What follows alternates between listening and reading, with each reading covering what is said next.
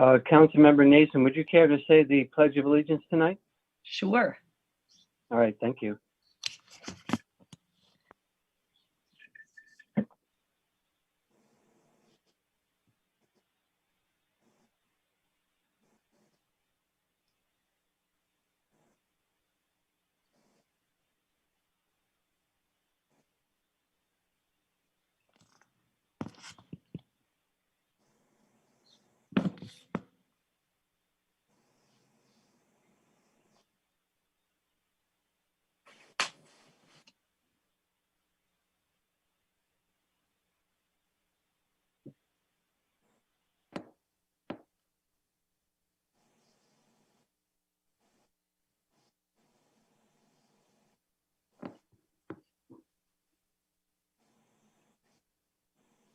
Okay, everybody ready? Yep. It's a few minutes after 7. I'll go ahead and call to order the Albany City Council meeting of Monday, October 19th, 2020. And the first order of business is the call to order and the Pledge of Allegiance. Councilmember Nason, would you please recite it for us? I pledge allegiance to the flag of the United States of America and to the republic for which it stands, one nation, indivisible, with liberty and justice for all. Thank you very much. And would the city clerk now do the roll call, item 2? Councilmember Barnes, I'm here. Councilmember Moss, Here. Councilmember Nason, Here.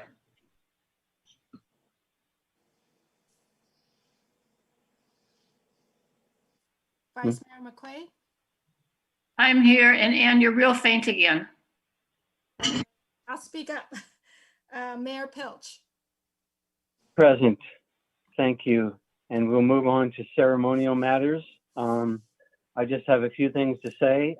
The state of California and the Bay Area has been doing well in terms of COVID recovery. Slowly but surely, we are getting to more normalcy. However, this is not the time to cast off any of the good habits that we've formed so far. You must still social distance and you must still wear a mask. And the proper way to wear a mask is to make sure that it is over your nose and your mouth, like so. And by the way, I recommend doing this as well. Elections are coming up in the 1st of November. So please do your duty, use your right to vote in this election. And I think Vice Mayor McQuaid had a few remarks you wanted to say.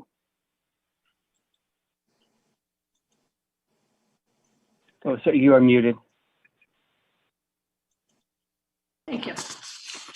We're moving into a time of year where events and celebrations habitually are focused on family and friends. This year is going to be different, and we need to accept that and embrace how we can come together in a different way. Perhaps new traditions will emerge, caring for those who are having a difficult time, donating to food banks or organizations which provide social services, sending cards to those who are alone. All ideas that can be done by families, modeling caring behavior to our youngest community members. Anxiety levels are high now. Let's give each other grace and show patience as we continue to wash our hands, wear our masks, and physically distance. I'd also like to take a minute to give a special shout out to city staff who have continued to keep the city functioning at a high level during the shutdown. They have had to learn new skills. Who knew anything about Zoom 8 months ago? Keep our parks clean, adjust to a new fiscal reality, continue to keep us safe, care for our most vulnerable community members, provide activities for our children, and manage a variety of permits and plans for everything from outdoor dining to remodels. And let's not forget our strike teams fighting California's massive wildfires. Much of this work is being done from home while managing their own families, helping their children with online school, caring for family members, and dealing with all of the uncertainties brought about by this pandemic. You have all done an amazing job, and I know the entire community joins me in saying thank you to each one of you. As I do too. Thank you for those words. Anyone else have any statements tonight? Seeing none, then we will move on to the next item on our agenda, which is report on actions taken in closed session. Tonight, we did not have any closed session. And item 5 is the consent calendar, which is normally moved in one motion unless a member of the council or a member of the public wishes to pull an item for discussion. Are there any members of the council who wish to pull an item?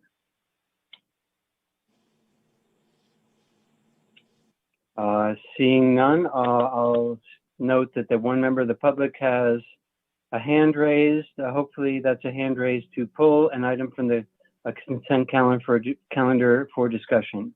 If so, please allow that person in for speaking.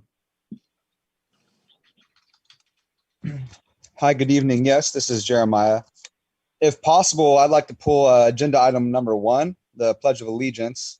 And then also 5-3, 5-5, 5-6, 5-7, 8, 9-1, and 12-1, and also agenda item number 6 as well, if possible.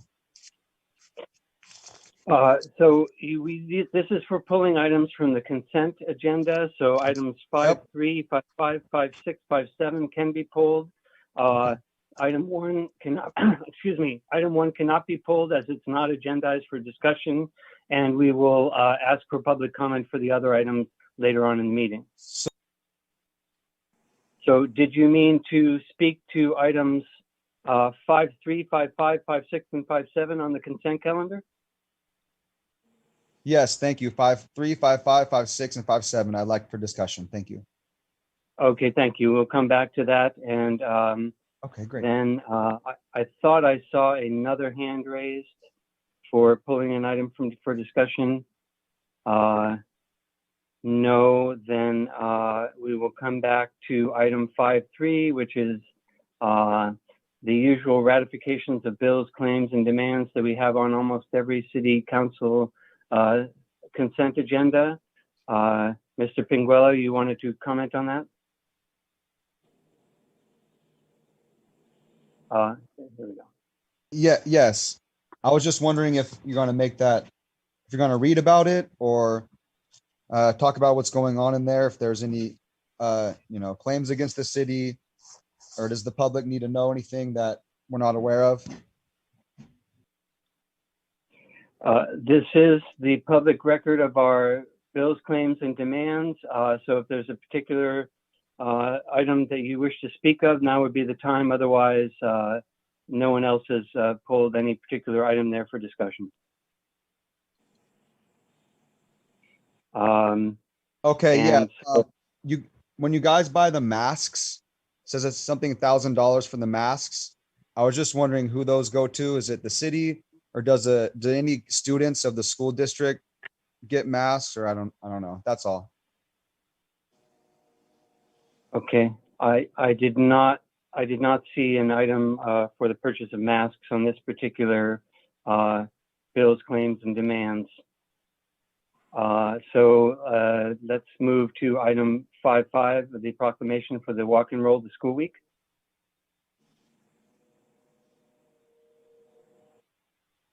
Mr. Pinguello, you wish to speak on this one? Oh, you're muted. There we go.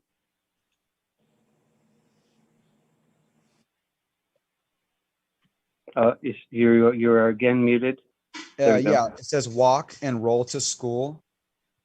I was just wondering if we're going to have crossing guards at intersections for public safety and rolling. I was just wondering if the city or the fire department provides helmets, for safety, to where everybody, if they're rolling or I don't know if rolling refers to scooters or bikes. It doesn't say bikes.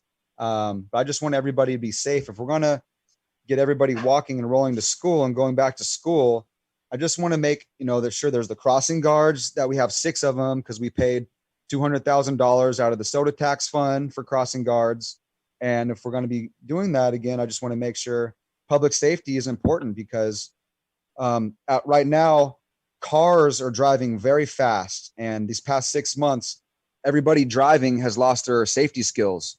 So now it's really unsafe to walk, to ride bikes to school with all this traffic.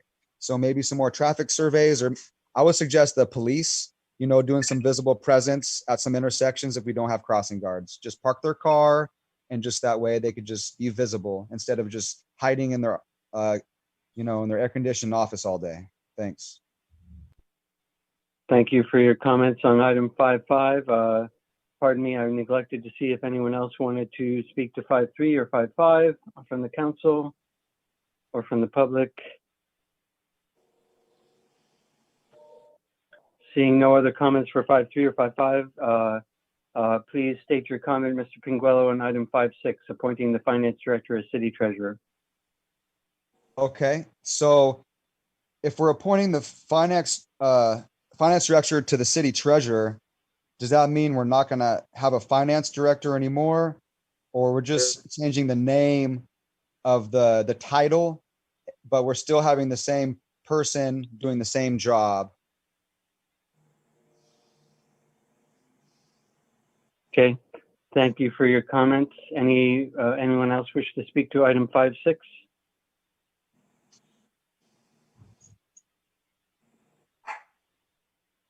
If not, seeing no one, then item 5.7, what are your remarks, Mr. Pinguello?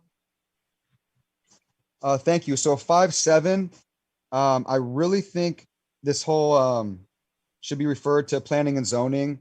I'm not sure, because planning and zoning is private property.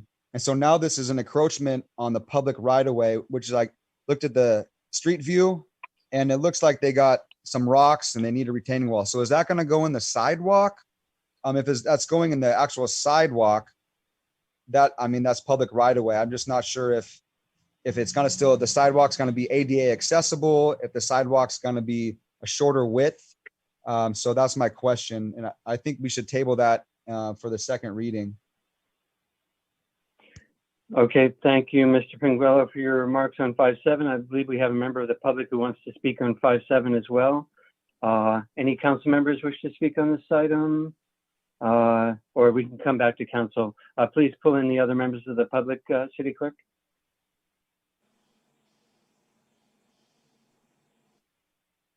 Hello, council. This is Preston Jordan. Glad to see this item. And it occurs to me that the issue of structural encroachments onto city property that are relatively permanent came up 2 years ago. And but policy has not been developed in terms of how to approach these situations. And I would refer to Caltrans standard, not necessarily to the letter of the standard or the specific dimensions, but in general, Caltrans does not allow vertical walls right adjacent to walking paths, or at least does not include the full width of that walking path adjacent to a vertical wall, because there's something called a shy distance. People aren't going to walk with their shoulder right up against the wall. And so the standard is to have like a 1 foot shoulder to either side between the path and a vertical element, if the full width of that path is to be considered as usable. So I would suggest that the city needs to adopt a policy like that. And I can't tell from the photos here, but it looks like, well, certainly from the photos, it looks like the wall actually has been built already. So this is an after the fact encroachment permit, which is, its own situation. It looks like the wall is taller than the prior wall, which makes it more of an impediment to people who are walking by and wanting to use the full sidewalk width. And I can't tell from the photo, but my guess is that this wall was constructed right at the edge of the sidewalk, which I would suggest should not be allowed by city policy, that there should be a provision for at least a foot between the edge of the sidewalk and the base of any vertical structural element adjacent. And I do note that in the staff report, it indicates that there's a 5 foot width of city property behind the edge of the sidewalk. So this wall is way onto city property. So the city's saying we want at least a foot of our property adjacent to the sidewalk, at the level of the sidewalk, so that people can use the full width without risk of hitting the wall. Would be a minimal policy that could be adopted by the city.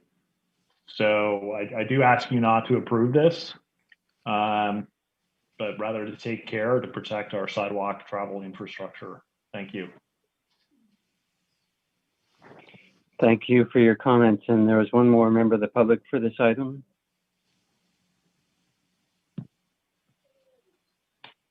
That is the applicant. So Community Development Director Jeff Bond will introduce him.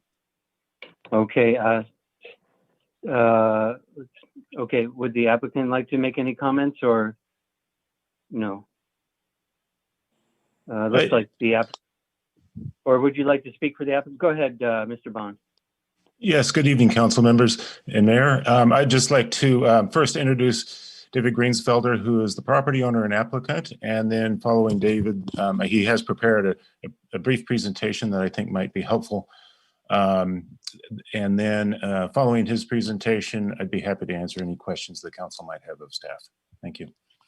Okay, appreciate that.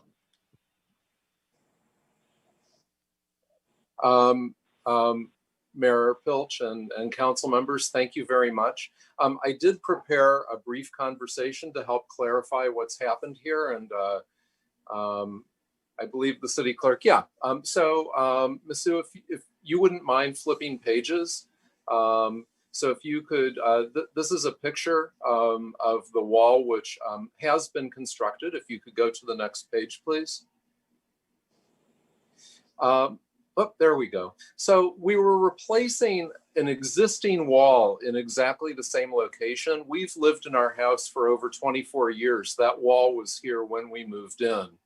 So we have every reason to believe that that wall has been there for quite a bit longer than us, since the house was previously purchased in 1980 before us. Next slide, please. So we have an issue here, which is that we have utility lines, specifically water and sewer lines, that run from the connection point in the street. And you can see the invert elevation of the connection point in the street to a connection point in our house. And if you could go to the next slide. We originally had planned to push the wall back a little bit from the sidewalk, mainly because we thought it would be nice to have a planting strip right at the sidewalk. And as we were doing excavation, we actually went through both sewer and water lines to the house. Could you go to the next slide, please?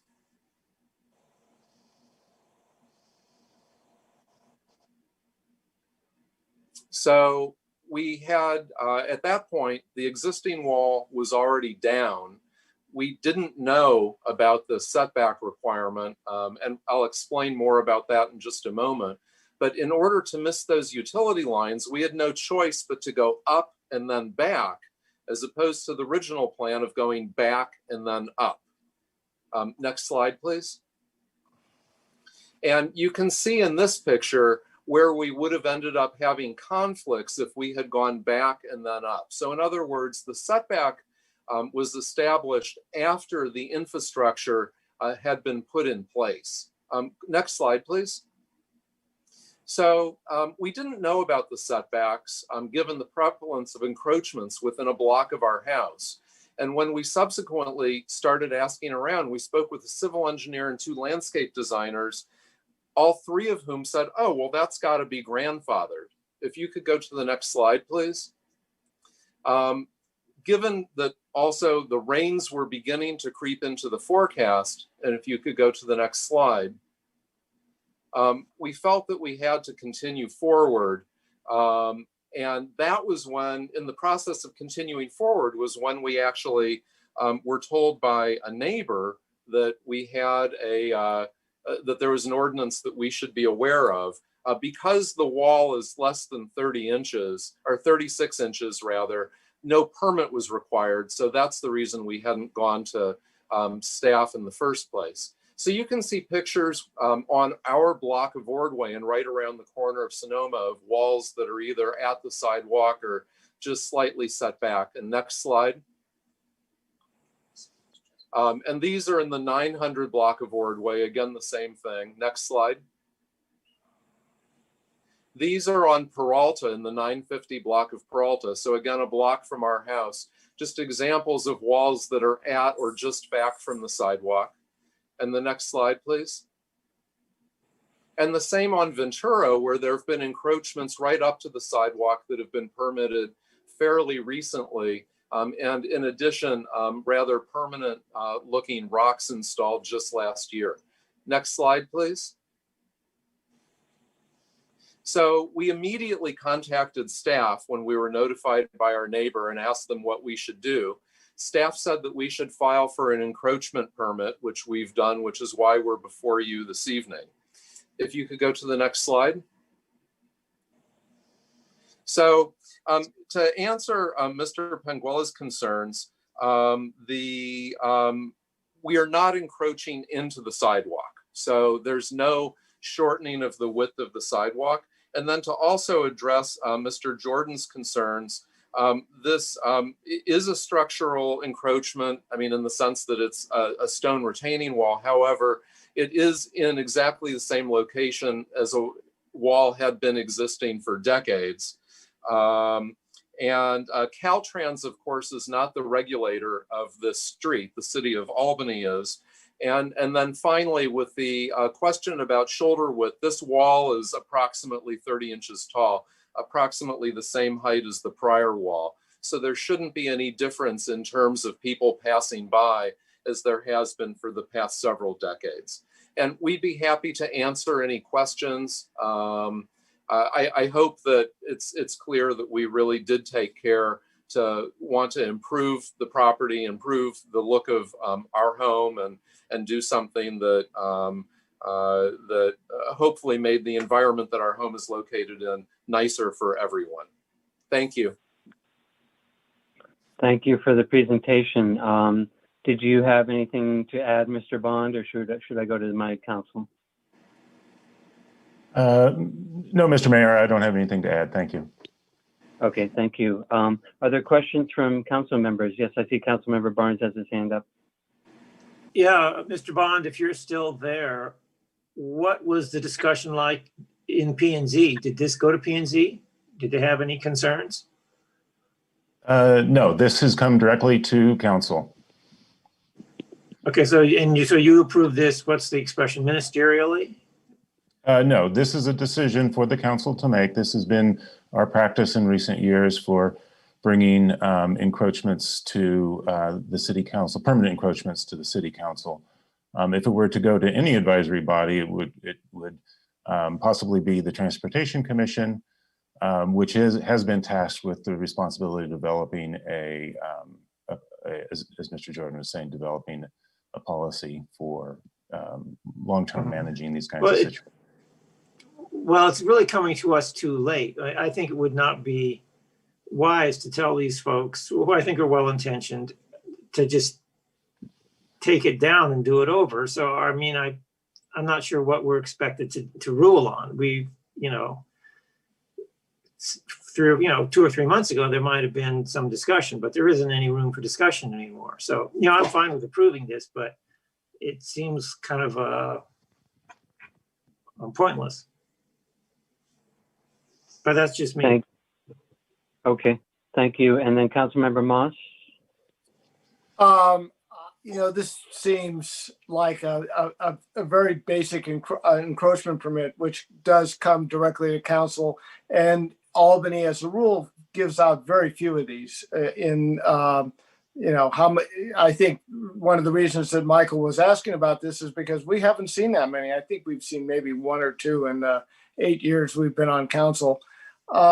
I certainly have no problem with this. This is a replacement of existing wall.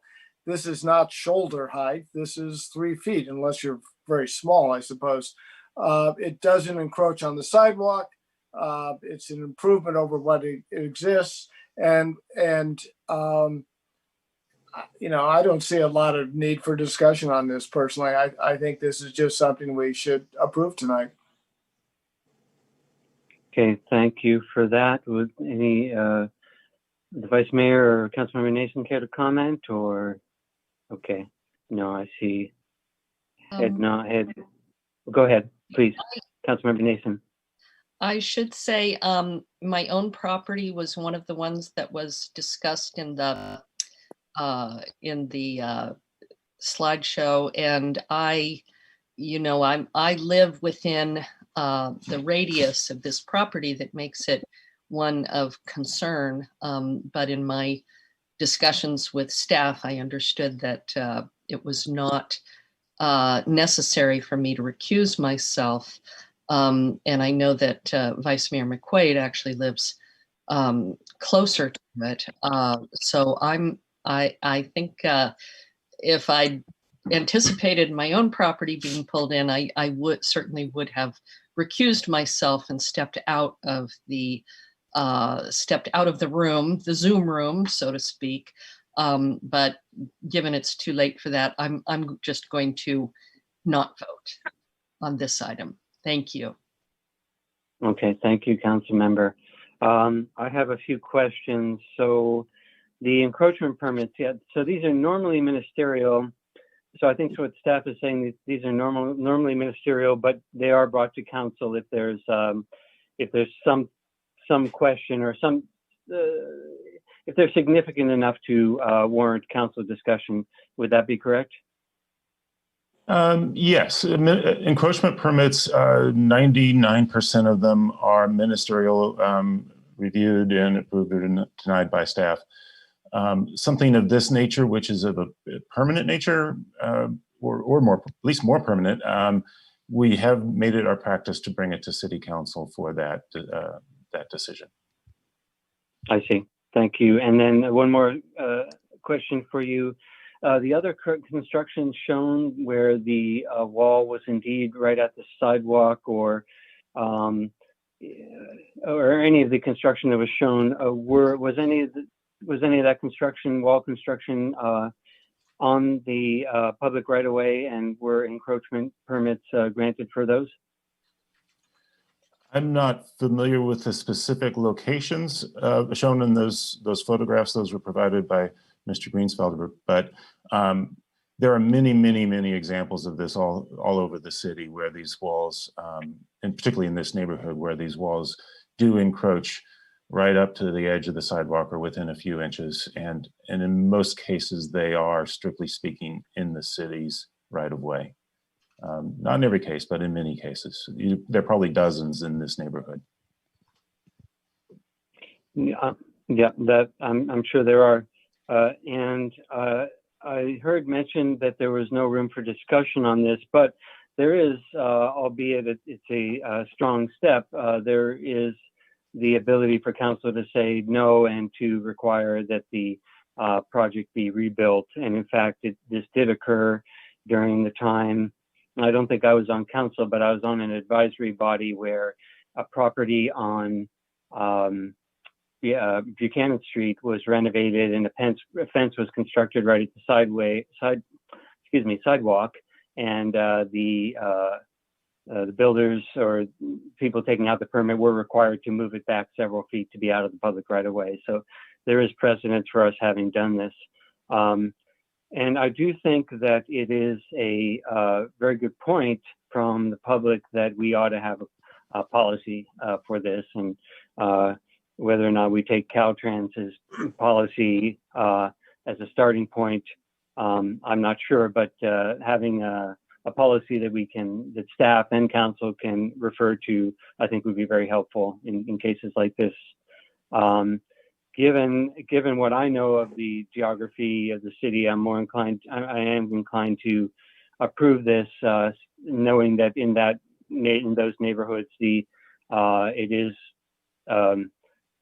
probably not formally, it is grandfathered in such that there does seem to have been a lot of older construction where walls did go right up to the sidewalk, especially when there was a significant slope up to the property, up to the dwelling.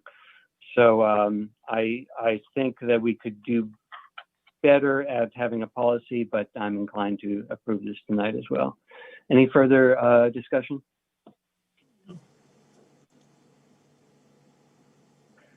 And seeing none, we do have one council member who wishes to not vote on this item. So would someone like to make a motion with that item removed? I would move the consent calendar items 5.1 through 5.6. Second. Motion and a second. Would you call the roll, please, City Clerk?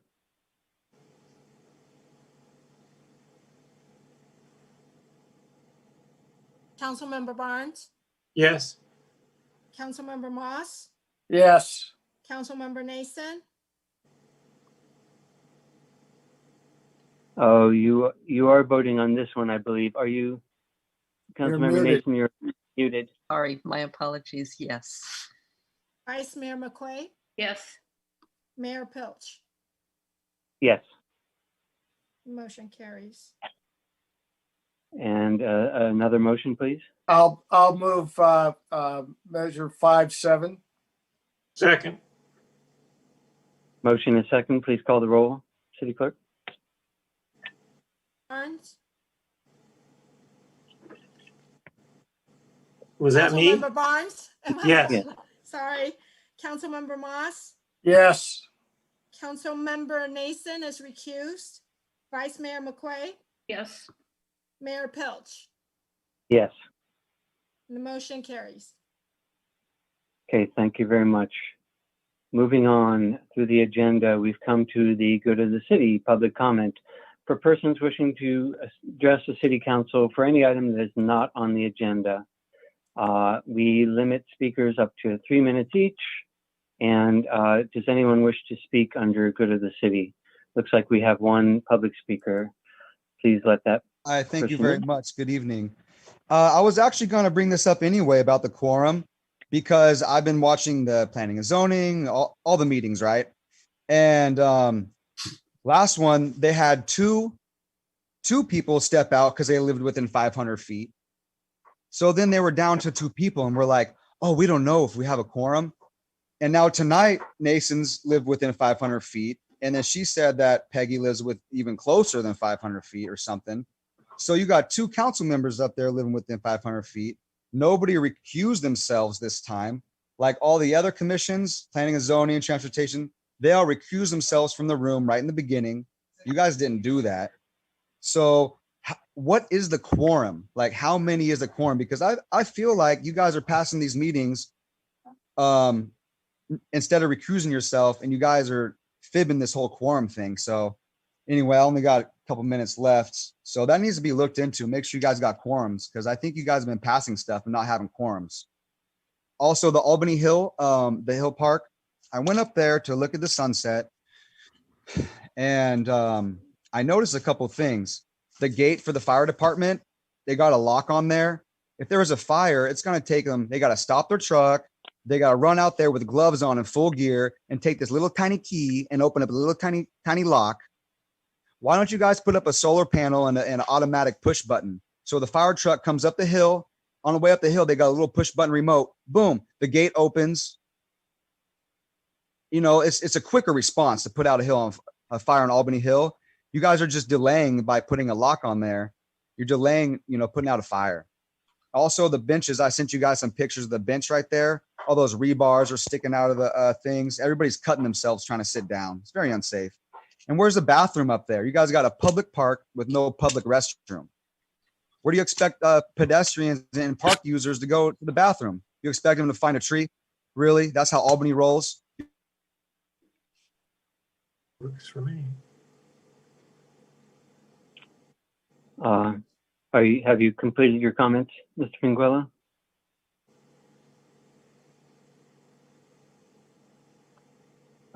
Hearing nothing else, I'll assume so. Yeah, the Thank shower program. I'm talking about the shower program. I had a wonderful experience, and it was on Sunday, and Jim and Beth have let me take over the shower program, and it's so wonderful to help everybody. and I'll be doing it next Sunday and Wednesday. So I'm just sharing resources with everybody. And it's really nice because the shower program that's there at Second Cedar, they don't have socks or underwear. So with the Albany shower program, Jim and Beth and everybody and Susan, now people are getting underwear and socks and toothbrush and toothpaste. So it's really great to be part of that. Thank you. Thank you for your comments. Seeing no one else under Good of the City public comment, we'll move on to the next agenda item. And that would be council subcommittee reports and council member reports on appointed representation of Albany and other meetings and events. Do we have any subcommittees reporting tonight? No. And seeing none for reporting tonight, how about reports from those appointed to regional bodies? Yes, Vice Mayor. Thank you, Mayor. Regional bodies, I did attend the League of California Cities annual conference, the Alameda County Housing Authority meeting, and I had my first meeting of the Alameda County Mosquito Abatement District. How was it? A slice of heaven. Don't tell the mosquitoes. Okay. Thank you for that. Anyone else? If no one else, I'll report that I attended the mayor's conference, and the vice mayor and city manager were there as well. One of the big items on the mayor's conference was the discussion of the upcoming RENA allotments, and the Mayor Arreguín of Berkeley is the president of ABAG and also is chairing the committee that was trying to decide how to formulate the allotments, what sort of formulations they would use, and there was a discussion of the option that the Mayor Arreguín or others had decided to bring to the table, because some Contra Costa mayors and Tri-Valley Alameda County mayors, well, in this case, it was the Alameda County Tri-Valley mayors, brought a different formulation to the table and recommended that that be the recommendation of the Alameda County mayors, replacing the recommendation or instead of the recommendation that would have been put forth by Mayor Arreguín. And the mayor's conference did vote to recommend the alternative as presented by the Tri-Valley mayors. And that alternative puts a little bit less of a burden on Albany, although that wasn't particularly discussed, that some of the Alameda County cities, their allocations went down in that scenario, but it put a much bigger burden on Santa Clara County. And the Tri-Valley mayors felt that this was appropriate. And I see that there's a hand raised, 1 second. And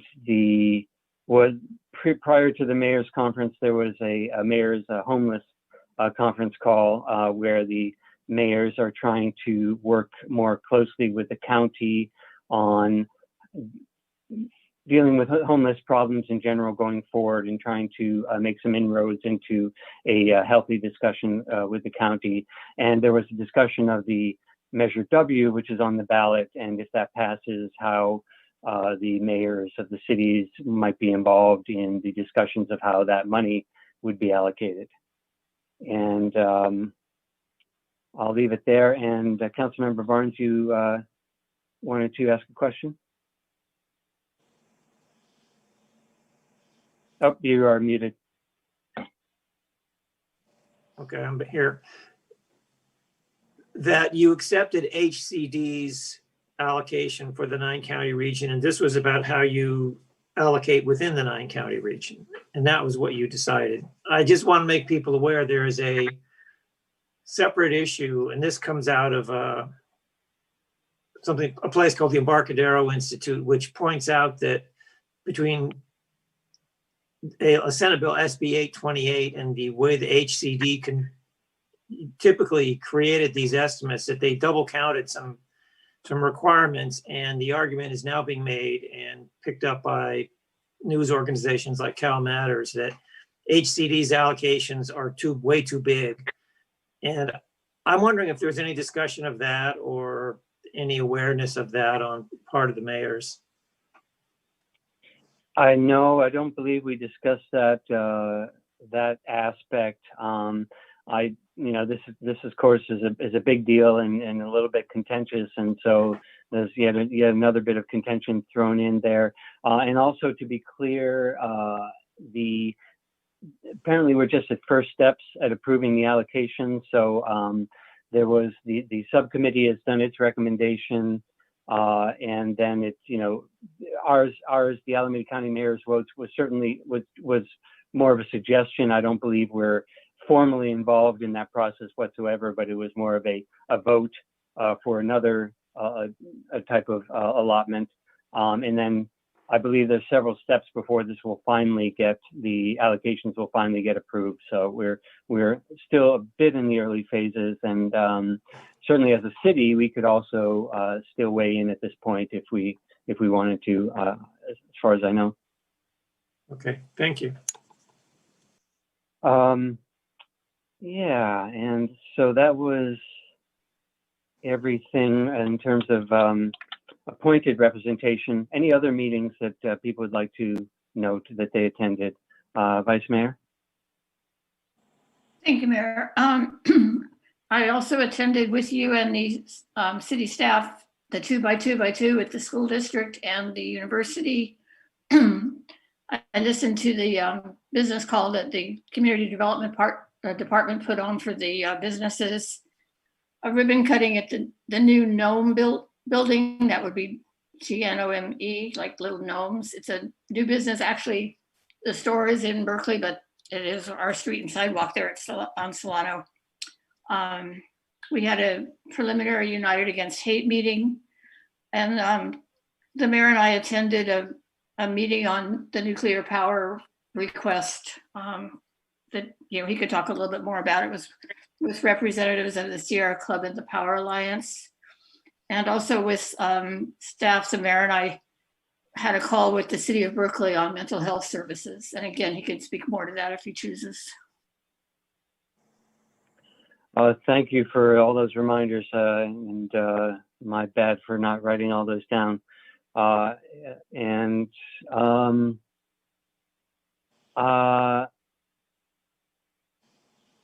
I'm not sure if is there anything to add, unless there's any questions on those meetings. I'm not recalling. I didn't make notes, so I don't think there was something that I wanted to bring back to the council from those meetings. The Alta Bates, no, I'm sorry. Alta Bates was last meeting. I'll just mention that I attended the county's biweekly COVID call and the East Bay Innovation Awards by East Bay Economic Development Alliance as well. Any other meetings that council members wish to note? Not seeing any. Looks like we do have one public comment on meetings attended. City Clerk, please let the member of the public in. Mr. Pinguello. Thank you. I really get to share with everybody. As I'm being a longshoreman at the Port of Oakland, my union is ILW Local 75, and I was actually elected last year to be the one and only representative for our union. So I'm what's called the Northern California District Council representative. And so this whole year I've been doing a lot of political things with the longshoremen, and I represent the security and I represent things. I met Oakland Mayor Libby Shaft a few times, and around this time of the year, we go around and meet the mayors and we meet city people and usually go to the state capitol. So I was invited to a dinner last month, and it was at a restaurant in San Francisco, and they gave me a dinner, and I would like to donate that dinner to the homeless or donate to somebody. It's a first class dinner, and I just want to defer that to somebody. And so And also Albany was the only city that was not on our recommendations. So next year, I really hope to coordinate with Albany and make sure that the ILW's recommendations, I guess, for who to vote for gets on that ballot. Thank you. Thank you for your comments. That does remind me that I was appointed to the Alameda County Transportation Commission's Bicycle and Pedestrian Advisory Committee, but I will not serve as I'm a board member of ACTC. I will not start serving on that until after my term on ACTC ends. And then, yeah, and so I think that's it. And we'll move on to the next agenda item, which is the city manager report. Please go ahead, city manager. Thank you, Mayor. With the recent red flag warnings and wildfire season upon us, I wanted to share some of the proactive work that our fire department has done for many years now. In accordance with our Creekside Park Master Plan, they conduct several training sessions a year with neighboring agencies, send out yearly vegetation abatement notices, patrol the hill every day and twice on red flag days, and have recently installed a fire hydrant up near the park. So I appreciate the proactivity and thoughtfulness of the department to be as prepared as possible, given these more frequent red flag warnings that we're all experiencing. The work of the equity and inclusion continues to be a priority for us overall citywide, and that includes city staff. So starting in November, we will be conducting a series of work sessions with our consultants and city staff. We're very much looking forward to these learning sessions and conversations together. And if you could share your screen for the mailer. Please watch your mailboxes for a mailer that has been sent out citywide. The mailer provides an update, something that you can actually touch. I know we're all virtual these days, but we thought it was important to send out another mailer similar to what we did at the beginning of the pandemic back in March, just to underscore where we are as a community and share again the resources and services available through the city, how to access city services that remain ongoing throughout the pandemic. There's also some additional information on there. It highlights some major projects and programs underway and some summaries of our advisory bodies to City Council, as well as information on how to apply to those appointments to advisory bodies that are forthcoming very soon. Also a thank you, Anne, if you could share the images that you have from the recent drop-off, that ballot drop-off. Thank you very much to those who have turned in their ballots already, either by regular mail or the 24-hour drop box located at the rear entrance of City Hall by our parking lot, or stopping by the county's early voting drop stop event in front of the Albany Library and Community Center last week. We had over 200 ballots submitted at that event, which is great. As we all knew, we're anxious to get those votes in. The next early voting drop stop event will be held in front of the Albany YMCA, 921 Canes. County staff will be there again to answer any questions about the drop off of the ballots. And the event will run from 10 to 4 p.m. Tuesday, October 27th, and also on October 28th. So they will be accepting those ballots in a safe, accessible manner. Also, the 24-hour drop box that I mentioned at City Hall, it continues to be picked up daily by the Registrar of Voters Office, including on the weekends.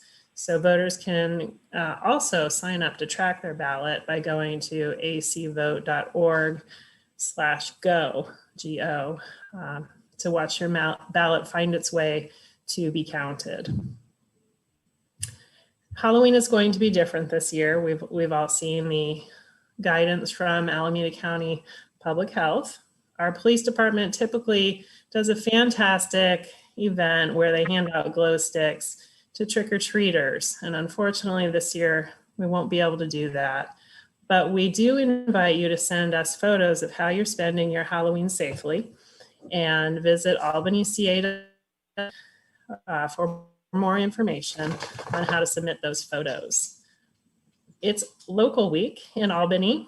What can you do during the week safely, considering the dynamics of our pandemic, but also supporting our local businesses? Check out our website, again, albanyca.org/local week to find out how to celebrate.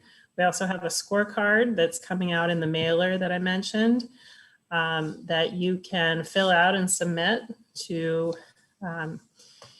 qualify based on how much you've supported our local businesses during local week.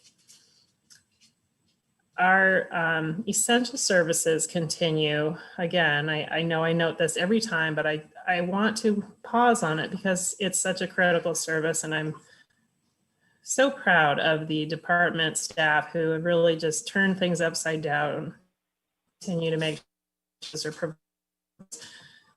meals delivered. We did those several times, as well as grocery essential items available for any questions or concerns that are coming up, and also shopping trips.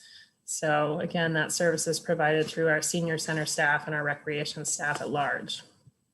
Also, some public works department continues to be, which is fantastic to see.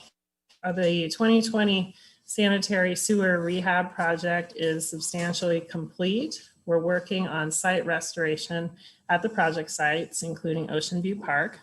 The sidewalk program phase 3 construction is progressing very well and is estimated for completion in early November, ahead of schedule. I actually, a couple of blocks from my house, it's remarkable to see the difference. It's really night and day for some of those major sidewalk issues.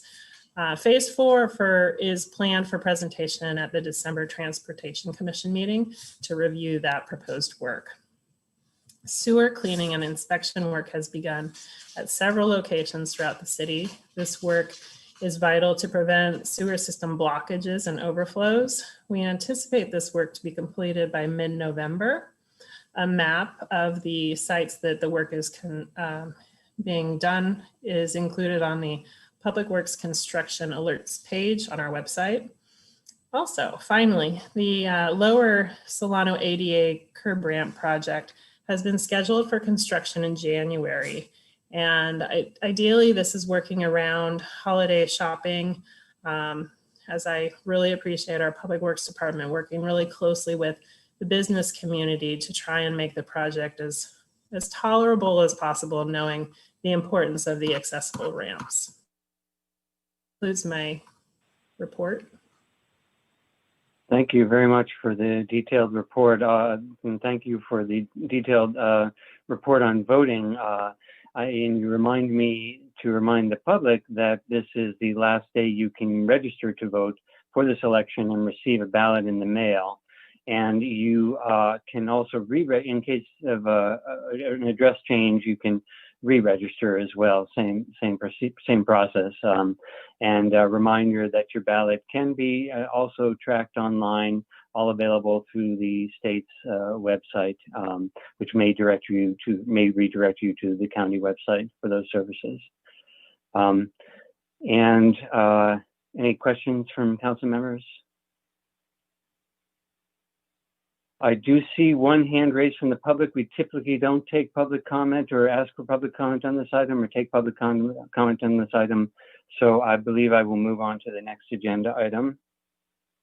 And that will be the presentation, section 9. And the first item 9.1 is the introduction of Kurt Wiest, of the new executive director of the Alameda County Housing Authority. I'm not sure we have Mr. Wiest with us, do we? Mr. Mayor, I don't see him, so I think we should just move on. Okay, yeah, it was unfortunate that We were having audio problems in the last meeting, but hopefully we'll formally meet him at the council someday soon. And then the next item is the quarterly financial update, and I assume we have staff to speak to this. Please go ahead. All right, so I have a presentation that I can't share. How, Anne, can you like promote me to a presenter? Sorry, just a second. Better. There we go. Okay. So this was the first quarter of fiscal year 21.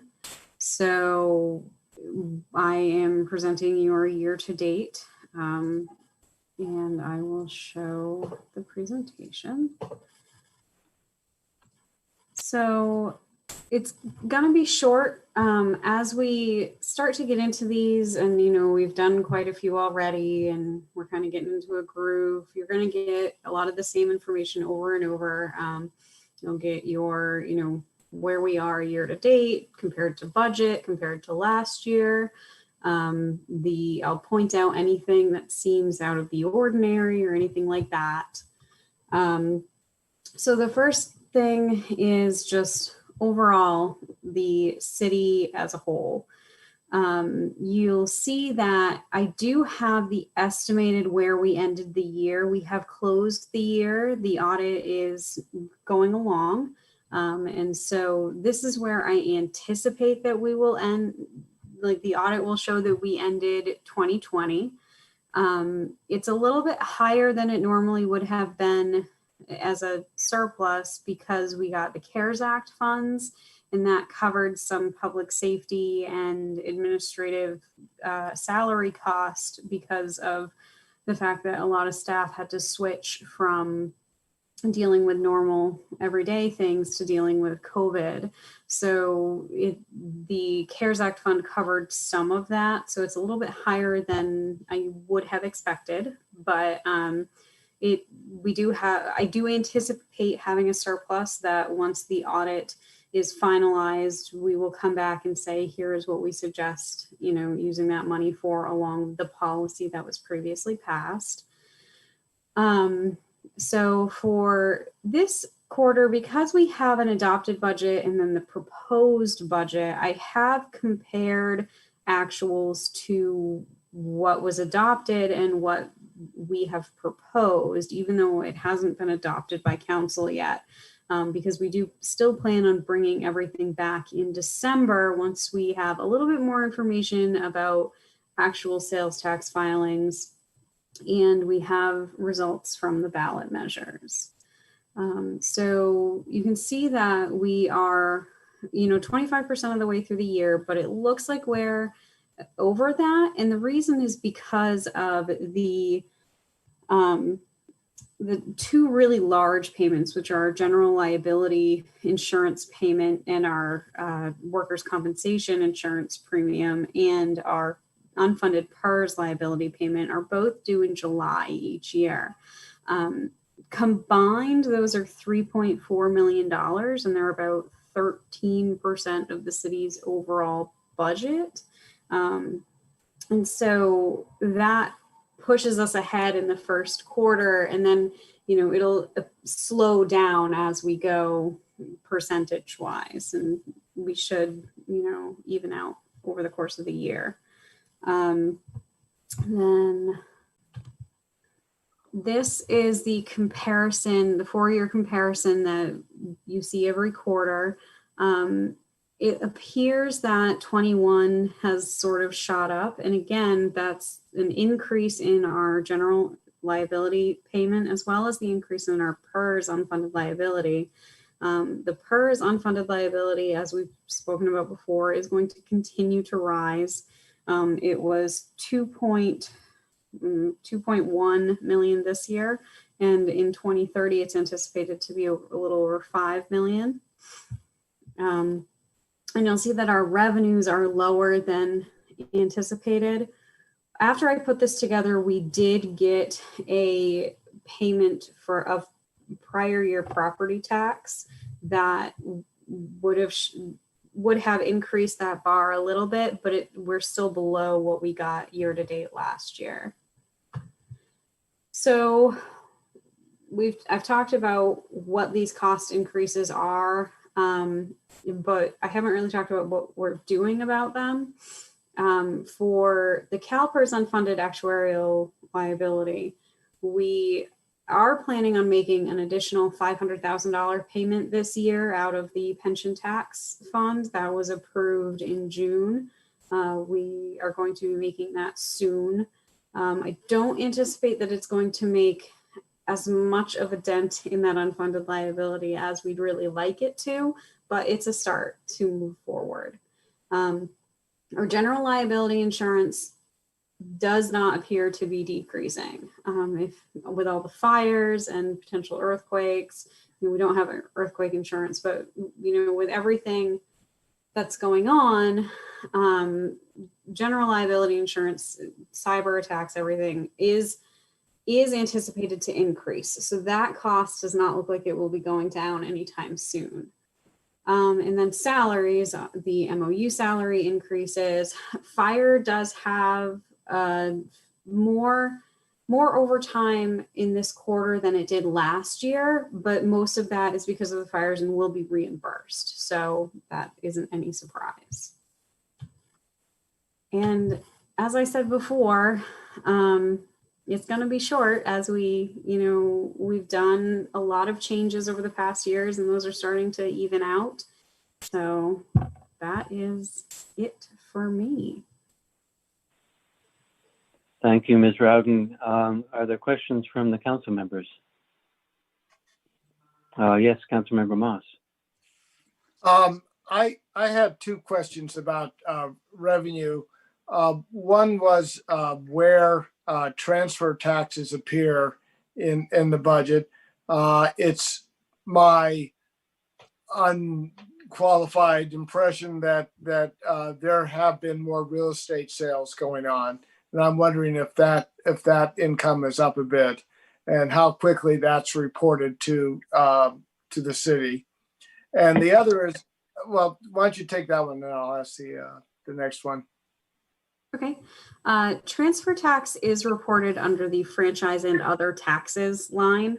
It did increase slightly for this past quarter. It is a couple of months behind because it goes to the county and then comes back to us. But there was a slight increase over this time last year.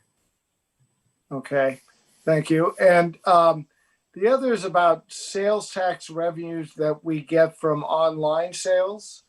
I believe we do get some sales tax from online sales. Are those reported concurrently with sales tax revenues that we might be getting from in-store purchases, or is there a different process with that? My sense is that I see an awful lot of Amazon trucks delivering goods all over the city. So my assumption is that we may have a lot of purchasing online that may be equivalent or even more than what was happening pre-pandemic. I'm wondering if there's an increase in that, or when we're liable to see that. So there's a lot that's kind of a loaded question because there have been a number of changes. First, depending on where the company is located, they may or may not, source sales to where they send them. And then there was a court decision a couple of years ago that it's called the Wayfair decision, which changed the original Quill decision, which changed where things get taxed. So originally they were taxed, things that were mailed, they didn't create what they call nexus for a company. And now they're saying, well, you can have economic nexus. And so they have changed how they're doing that. The company that we contract with to analyze our sales tax data anticipates that we will win.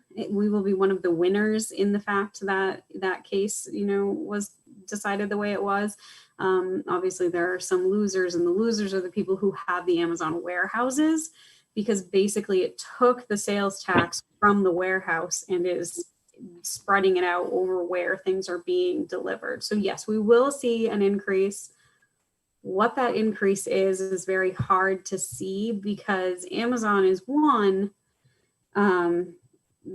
type of example of a company that would not necessarily report directly for Albany. They would report in what they call the county pool. And so there are some companies that don't report directly for Albany. They get put into a pool, and then it gets divided by something that I'd have to look at again as to which towns get how much of the county pool. So it's a really loaded question. We will win on online sales overall, but how much that is kind of up in the air still. And because of the way the returns are, so we get money monthly. However, that is anticipated revenue from the companies. They file a quarterly return the month following the end of the quarter that actually trues up all of those estimated payments. And then our sales tax analysis company analyzes that data, and then they come to us. So we don't know what's actually happened in a quarter for a couple of months. So I sort of know what happened in the second quarter of the calendar year, except for the fact that the governor passed all of the, or gave the CDTFA the ability to allow people to defer payments or make payment plans that, the city isn't privy to who did those and what they were. So we just get the money from the county. We don't know, or not, if they haven't paid it yet. So we don't really know what actually they were supposed to report. We just know how much we got. So that was a lot of information. It was a lot of information. I'm not sure that got to what I was thinking about, but let me rephrase the question. Is it conceivable that this 35% loss of sales tax may well be made up by sales tax income from online sales? Not fully. No, we were, without the pandemic happening, the sales tax company estimated, the consultant we use, Avenue, they estimated that we'd gain about like $30,000 to $90,000. So that is not 30% of our sales tax. All right, thank you. Thank you for your question. And any other council members with questions? I scared them all off. And I do not have any myself. We do have one public comment. City Clerk, please go ahead and let the member of the public in. Hi, thank you. That was an excellent report. I was just curious on the very bottom of 9192, where we can click on. At the very bottom, it says, it's just a typo. It says sand, like S-A-N-D. Just a typo. I just don't know if that wants to be corrected after the meeting. It's just right down there bottom. But yeah, I just want to also say that if we can get, more money to the budget, because that creates jobs, and the budget is actually really important. It's one of the most important things. So if we could just add money to the budget somehow and talk to Target, because I know Target, there's a lot of tax that comes from Target. And so, and plus, if we could push for BART to pay some taxes, because their BART tracks come right through Albany, and we got to deal with, the loud noises of their BART train all the time, every day, 50 times, 100 times a day. So if we could push for BART at a meeting, to get some more tax revenue from BART, that'd be great for our city. We can use that to develop the BART tracks for outdoor fitness things. Thank you. Thank you for your comments. And we'll go ahead and lower your hand there, Councilmember Moss, and we'll move, I did it for you, yeah. And then we'll move on to the next items on the agenda. Thank you, Ms. Rowden. And the next, we'll skip past public hearing and unfinished business, of which there are none, is none. And we're on to item 12, new business, which is the, in item 12.1, the only item, Parks, Recreation, and Open Space Commission recommendation to convert Ocean View Park tennis courts to pickleball courts. And staff report, please.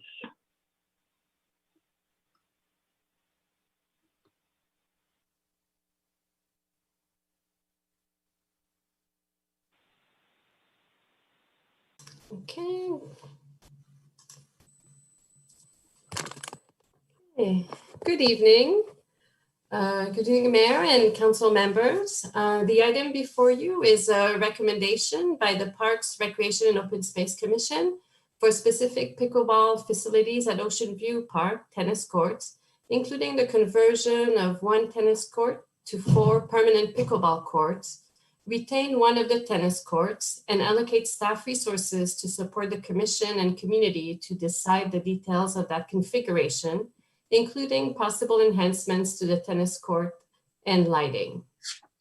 Staff is seeking direction on the commission's recommendation and is also recommending that the council consider including the evaluation of pickleball facilities as part of the update to the Parks, Recreation, and Open Space master plan process to begin in the spring of 2021. I'll now go over the staff report to provide some background, and also want to mention that Commissioner Abbott is also available to go over the commission recommendation. So the conversion of Ocean View courts to pickleball courts is included in the Parks, Recreation, Open Space Commission work plan. The commission has been working on this priority item by exploring community interest, receiving presentations by staff and pickleball players, learning about the game, and identifying potential modifications needed to current infrastructure to accommodate pickleball courts at Ocean View Park. The commission also created a subcommittee to do further research, and in February 2020, after meeting with staff and pickleball representative, the subcommittee proposed that the commission recommend to City Council the conversion of 1 or both tennis courts at Ocean View Park to permanent pickleball courts, and the specific number of courts and layout to be determined through a research and design process that include public input and outreach, in addition to further evaluation of the physical feature of the site. The Recreation and Community Services Department has been offering pickleball since 2012. Before COVID, pickleball was offered on Tuesday afternoons at Ocean View and on Sunday at the Albany High School gym. Pickleball can be played on tennis courts, but requires its own set of lines, which have been added to the current tennis courts, as well as for 2 additional pickleball courts facing the east-west direction. The current shared arrangement at Ocean View has some drawbacks for pickleball play. The tennis court nets are lower in height as compared to the standard pickleball nets, and some nets must be installed each time for pickleball play. The city has limited park space, and making any change one way has the chance of impacting a different group of park users. The commission has also heard from tennis players and their interest in keeping both tennis courts at Ocean View. Considering this impact, staff is also recommending that the council consider evaluating pickleball facilities as part of the update to the Parks, Recreation, and Open Space Master Plan process. The update to the master plan will be initiated in early 2021 and provide a unique opportunity to look at pickleball in the context of the city's overall park usage and associated policy. The update will also include extensive community outreach and result in a comprehensive approach to park usage, as well as identify funding priorities. So this concludes my overview of the staff report. I'm happy to answer questions from council. And as I mentioned earlier, Commissioner Todd Abbott is also available to speak and answer questions on the subcommittee report attached to the staff report and speak also on the commission recommendation. Yeah, how about we have Commissioner Abbott give any presentation that he has, or did you have one, Commissioner Abbott? I didn't prepare a presentation. I was really just here for questions or clarification. Oh, okay. All right. Thank you very much. Okay, so then council members, do you have any questions for either Ms. Leduc or Mr. Abbott, Commissioner Abbott? Vice Mayor McQuaid. Yes, thank you. I have two questions. I think the first one, I think, is more specifically for staff. We did receive several emails about a proposal from the pickleball players to create at their own expense a court or two courts. Can staff speak to this, to issues around this? Yes, so I think what you're referring to is the use of temporary nets on wheels to accommodate 4 pickleball courts on 1 tennis courts. And the interim proposal that was received would require further examination by staff because the current courts are not used in this configuration. We don't have 4 pickleball courts in 1 tennis courts. So there are clearance issues that need to be worked out, particularly around the light poles, and sections of the court near the fence line are in very poor shape and would need to be addressed because of the configuration of 4 courts on 1 tennis courts. There's spaces on the courts that would be used by the pickleball players that are not currently used by tennis. And then the other consideration is that if council did decide to go into that direction of a temporary solution, staff would also come back to council with a proposal that would include an assessment of the work that needs to be done to make the court safe for pickleball, but also on ways to store the nets safely when not in use, because my understanding is that the nets don't come apart or come down. They would stay on the courts and would need to be wheeled, against the fence or in some way. So we'd have to come up with a way that they can be moved and stored safely for all users. And also we'd have to come up with a set of rules for court sharing between pickleball and tennis players in regards to the nets and the increase in people playing on the courts. And also staff would probably also recommend that the nets be donated to the city and that the pickleball group fill out the gift for the city, the gift to the city form for acceptance by the city council. Are there ADA issues involved in that conversion, even on a temporary basis? I'd have to look into that further. That would probably be something that we would consider as part of our evaluation for this temporary solution. I know it is definitely a something that we would consider for a more permanent solution. And one last question, if we were to go this route, how does that impact or fit into the current CIP? I know that's, I think, coming to us next month. How does that piece work? The temporary piece? Right. Yeah. At this point, if it's a temporary piece, I mean, we would need some time to evaluate this temporary proposal, and it wouldn't make it into this the CIP update that council will receive next week. But again, it all depends on the amount of work that needs to be done to make the courts safe for this, for this temporary solution to work. Okay, thank you. Mm-hmm. Thank you. Other council members with questions?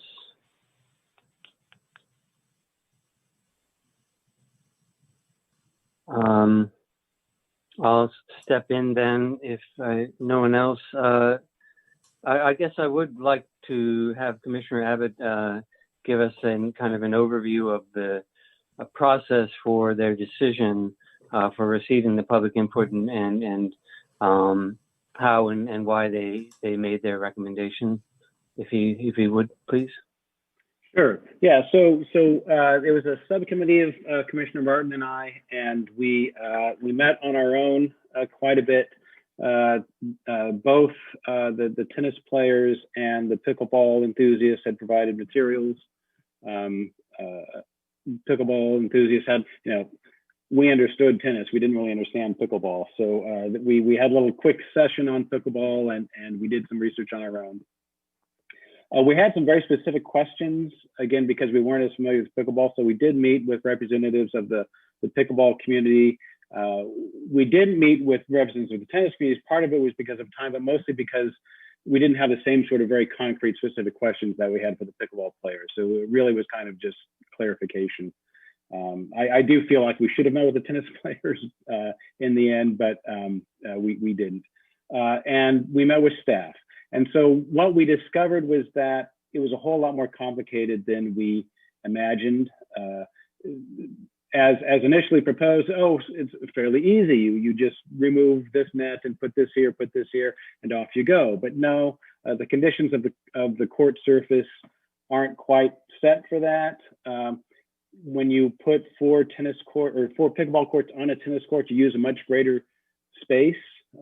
So whereas you have a lot of running space on the sides of the tennis court, you need less for pickleball court, but the pickleball court is going to go into there. So the surfaces, I think this is in the staff report, some of the surfaces that are in that area are not up to snuff. They're cracked, they pour water. They mentioned the light post that's there that would potentially cause a hazard. So we realized it wasn't quite as easy as just like repainting and putting some nets up. Yeah. And at that point was when we were talking to staff that we realized that, they don't really have the resources or the time that they can put into it without some council action to say, yeah, you can put some time into researching this and find out more of these answers. And so that's what we proposed, that we make this recommendation with the understanding that would allow this body to basically expend some resources, allowing Isabel and Mark Hurley to do some research and find out what would be required and come up with a more of a solid, picture of what would be needed. Okay, thank you for that.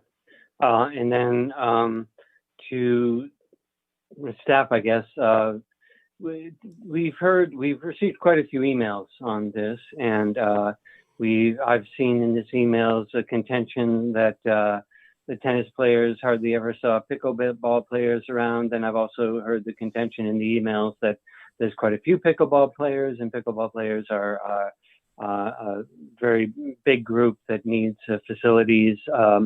But the question to staff is, we don't have any hard data, do we, about exactly how many tennis players or exactly how many pickleball players, or what the cities that they reside in are coming to our courts to play, do we? No, we don't have concrete data on that. A lot of the tennis players who come in are drop-in, so we don't have reservation information for tennis players. And the same is true for pickleball, especially since COVID started. Most people who use the courts right now are using them on the drop-in basis. And aside from our pickleball program, which we had before COVID, a lot of the usage at Ocean View by pickleball players was either by reservation or by drop-in. So we don't have a lot of information except for what we have, the information we have on the people who use our program. And even that's limited because it's drop-in. People don't need to register ahead of time to come in and play pickleball.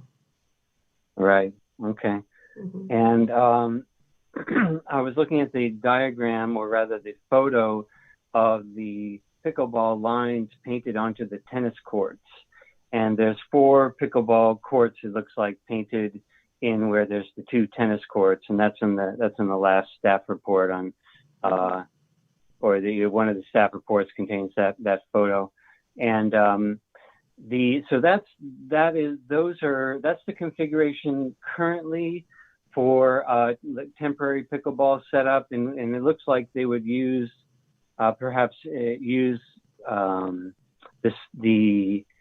in some cases they would use the tennis court net, at least the line of that net as to where they place the pickleball net, and then 2 other courts look like they're off to the sides at the ends of the tennis courts, and I presume that the nets would be set up there as well, and if I assume that's correct, but if we were to convert a court to 4 pickleball courts, that would look something very different. We would just take, and I'm asking, we would take half of that space, 1 court, and then somehow make 4 pickleball courts out of that. Is that all correct, what I've said? Yeah, and they would be dedicated pickleball courts. So currently the setup is such that the pickleball games can happen where the 2 tennis courts are and using the tennis nets, and then the two pickleball courts that are available. I said that are facing east-west. There are nets available that are stored by the tennis courts that the pickleball users will take and set up on the courts. But if we did move to 4 dedicated tennis courts, then that would leave 1 tennis courts dedicated to tennis, and then 1 tennis courts converted to only pickleball usage, because you'd have 4 permanent pickleball nets on the court. Right, and one of the emails contended that we have 6 tennis courts in Albany, but aren't there 7? Don't we have 1 in Jules Terrace Park? Yeah, so there are 8. So we have 4 at Memorial, 2 at Ocean View, and 2 at Terrace Park. Oh, 2 at Terrace. Okay, 2. Okay, thank you. Okay, that does it for my questions. Any last questions from council members? Commissioner Abbott looks like he had something to add. I just have some clarification, just maybe I can add. Number one, I have some diagrams of the different configurations if you'd like to see visually what it would look like with the different suggestions. And regarding the tennis courts in Memorial Park, a number of years ago, 2 of the courts were resurfaced, and it was, I understand, kind of a new, maybe a little controversial surface, and a lot of players don't feel like it gives the level of play that they're looking for. So they don't really consider those as viable tennis courts. So that's where they get the number 6. Oh, interesting. Okay. Thank you. If you have some quick images you could share with us, if you want to share them on your screen, that'd be wonderful. If I can, let me see if I'm permitted.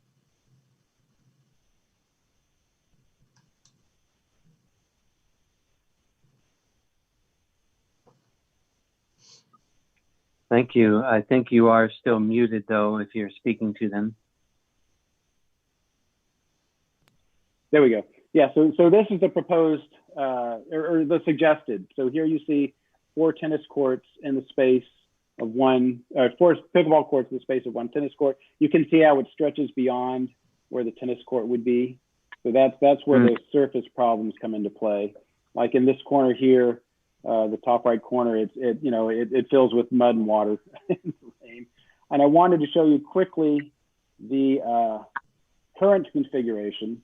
So here's 1 court. It uses the tennis net, and they have a device that actually pulls down the tennis net. The pickleball net is lower than the tennis net. Oh, so lower. It pulls down the tennis. It's a little lower, and they can do it there. And then these, they can put up temporary nets. But the thing to keep in mind here is not only do these touch both tennis courts, so these can only be used if nobody's playing tennis, but also they're facing east-west, so sun becomes an issue. The sun will be in their eyes at sunset, and oftentimes these things are being done after dinner or something, and so these are very marginal courts. So I just wanted to kind of clarify. It does sound like they have 4 courts, they're asking for 4 courts, but it really is kind of a different thing. Okay, thank you for that. Very helpful. Sure, sure. All right. Thank you very much. Okay. Oh, we do have one question from Councilmember Moss. Looks like. Yeah, I guess a question for Todd. In this whole process, this was always going to be around what to do with the Ocean View tennis courts. There was various reasons why some of these other tennis courts wouldn't be examined, but there was no broader discussion about taking space that isn't tennis courts, that might be flat but would need to be paved. Was that just all off the table because of perceived expenses? This was kind of the relatively quick and easy solution if we were going to be adding pickleball. Absolutely. I think at one point we brought up finding a new space, and Mark says, do you have any idea what it costs to pay for tennis? So it is quite expensive to do and the other thing that I would mention, and I think this is to staff's credit, is they don't want to do, a pretty good court. They want to do a high quality, standards-based, court. So they wouldn't want to just put it down on regular, a bed of concrete and do it. They would want to do the multiple layers and whatever would be required for real court surface. Yeah, so yeah, it was never considered because of expense. Yeah. When you say they, you're talking about the pickleball advocates or Mark. I'm talking about city staff, Mark and city staff.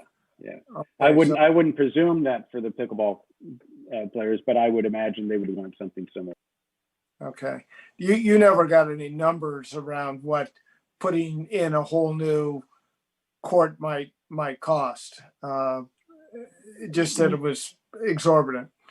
Well, we never even got that far. If we'd had a suggestion for a location, maybe we would have asked, but we never got that far.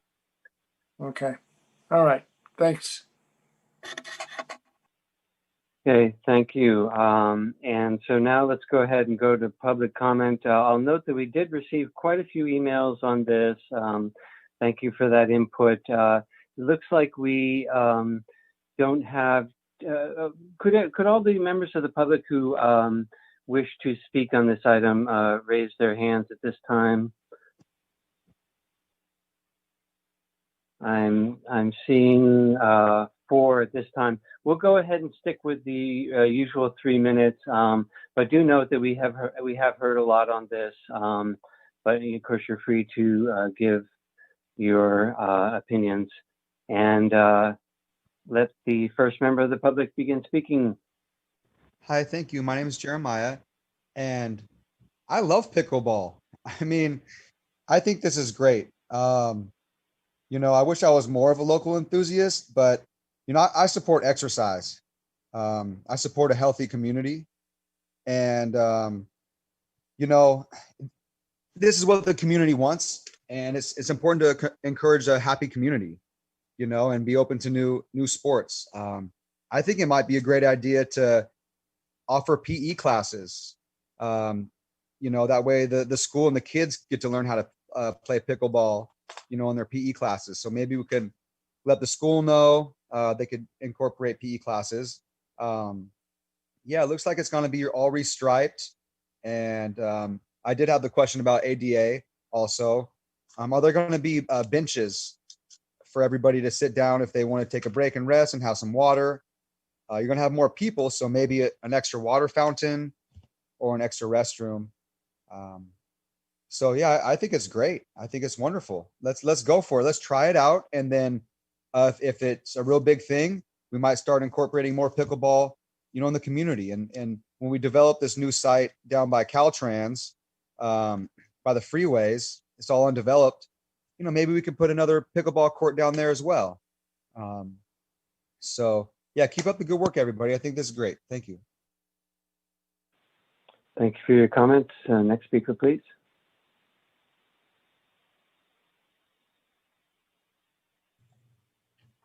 Hello, my name is Kathy Jordan. Hi. My comments would probably be helped if you could look again at that attachment 2 on the agenda, the overview of the courts as they are currently. I'd like to address my comments largely to the tennis players who are here or who have written in opposition to this conversion of the tennis courts. If the city council does opt to defer making any decisions now, I want to give you more clarification about our proposed interim solution. Our proposal does not remove any tennis courts and will actually result in improvement for everyone with more tennis court availability than there is now. We think the tennis players might agree to this solution. Here's what I'm suggesting. The problem now is that with the green lines for pickleball at Ocean View, they're inefficiently placed. As Todd mentioned, they span both tennis courts instead of being concentrated on one tennis court as they could be. With the current setup, if 4 tennis players show up at the same time, they would use both tennis courts since doubles play is not allowed under COVID. If 2 tennis players and 2 pickleball players show up at the same time, they also would use up both tennis courts, although this is a waste of space for the pickleball players since they don't need that full tennis size court. And they end up having to chase their balls all the way into the back far corners of the tennis court. Worst of all is if 4 pickleball players show up, they would have no choice but to occupy both tennis courts because of where the pickleball lines are currently placed. This is a tremendous waste of space since they really only need the space of a half of a tennis court.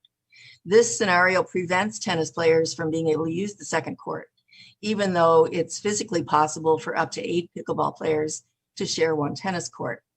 Our proposal is to correct this inefficiency by using tape to mark up the lines for 4 pickleball courts on one tennis court. This means that the 4 pickleball nets, as Isabel described, would be left on the site because they're quite heavy duty and would not be conducive to taking them apart each time. We would expect and hope that the tennis players would leave our pickleball tape lines in place. With our proposal, 8 pickleball players can be using one tennis court, and there is still room for 2 tennis players to use the other court. This comes to 10 simultaneous players in all versus a maximum of 4 in any of today's scenario. Yes, that will mean a lot of lines on one court as Todd's diagram. Todd's diagram is the neat version of just one only pickleball court lines on the tennis court. We're talking about pickleball lines overlaying the tennis court lines just on a temporary basis. COVID has resulted in increased use of Ocean View courts for both tennis and pickleball.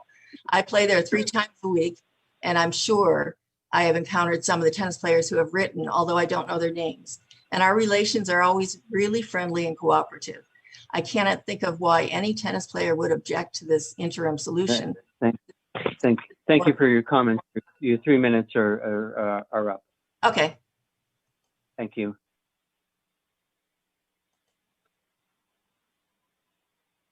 Please go ahead. Deborah, go ahead. You are still showing as muted, Ms. Bernhardt. Unmute. There I am. Hello. I am Deborah Bernhardt, and I've been playing pickleball for about 6-7 years, and I've been a very big part of trying to get this job done, which I know is a lot of work on many levels. But coming to today,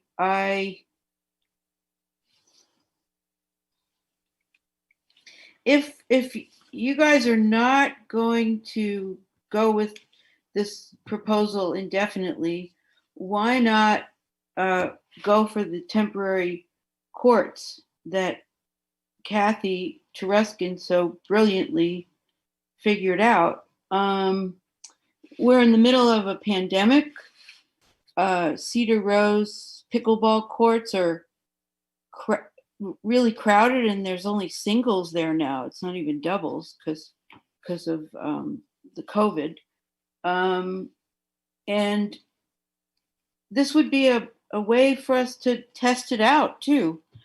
And I also, going off on a tangent, but I don't understand why tennis players won't share this sharing is not having us have to put up temporary pickleball nets and do these little the net converter things that make the tennis courts still too high for pickleball. That's not sharing. And it's not sharing that we can't even play pickleball when the tennis courts are used, those east and west courts. So I propose, you know, like kindergartners, let's all share, and have one tennis court for pickleball players, the way Kathy is describing. And also, if God forbid tennis players need the court, it might take them a little while to move the nets away and be able to use their second court. I just don't see that this is fair to hold us up any longer. We've been doing this for 2 years. If it goes to the master plan, it could be another 4 years. Let's just try this. And we need to honor the health and well-being of children, adults, seniors, stress management. This is a no-brainer. And thank you for letting me speak. And thank you for all your hard work. And good night. Thank you for your comments. Next speaker, please. Hello, my name is Bill Pound, and I won't spend my time telling you the wonders of pickleball and what a great investment it would be in public health and whatnot. I would rather focus on the technical issues that were brought up about the deficiencies of the court. My memory, because it's been some time ago, is that the preferred court that we would propose for pickleball is the East Court.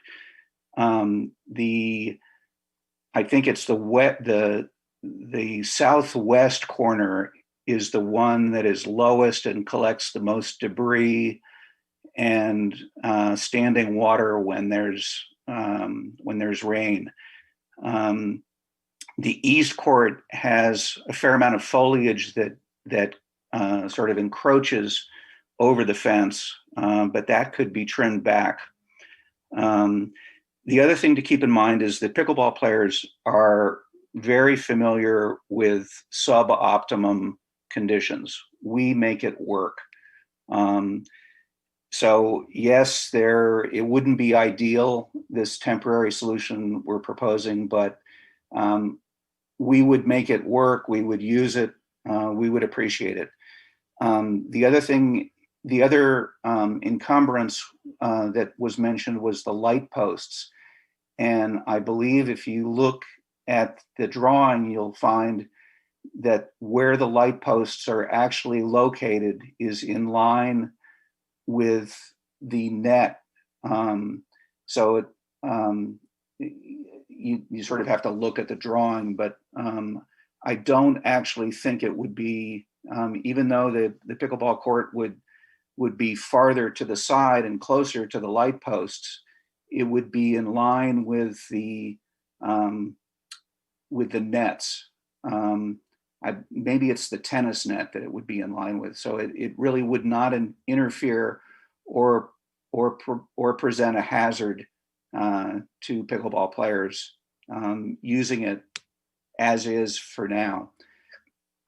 So thank you for your attention, and I hope things move forward. Thank you for your comments. Next speaker, please.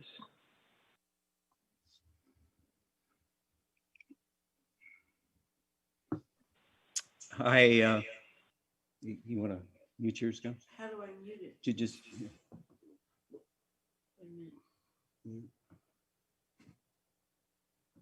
Okay, I think. Hi, my name is Bob Bernhardt, Deborah Bernhardt's husband. I'm both a tennis and a pickleball player. As a matter of fact, I consider tennis my primary sport. But I also really enjoy pickleball. It's something that my wife and I share. And I just want to say, as a tennis player in our area, I mean, I never have any problem walking on a court somewhere.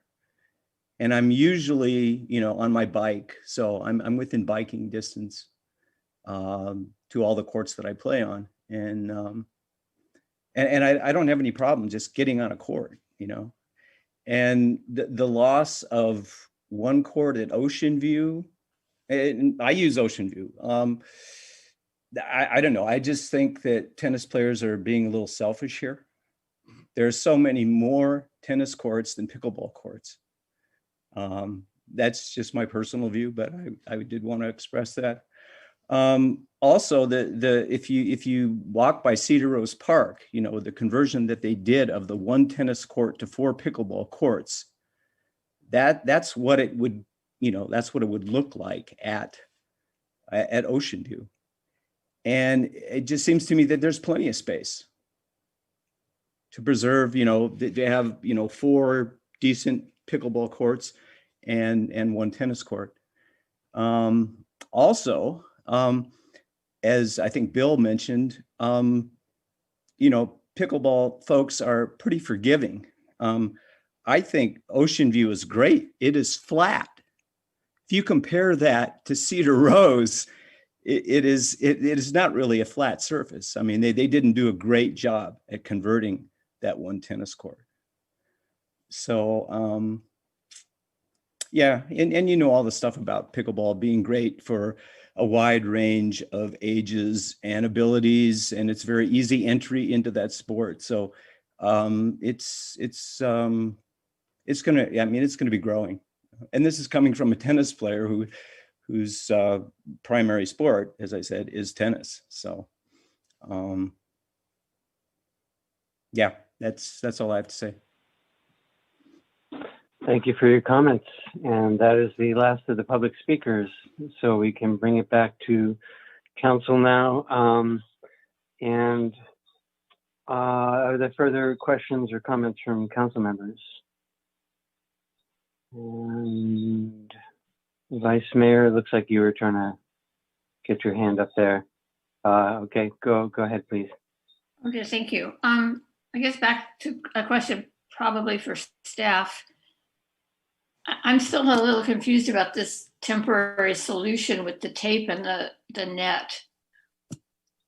You know, sitting here, it sounds really simple. And the one thing I know is nothing is as easy as it looks.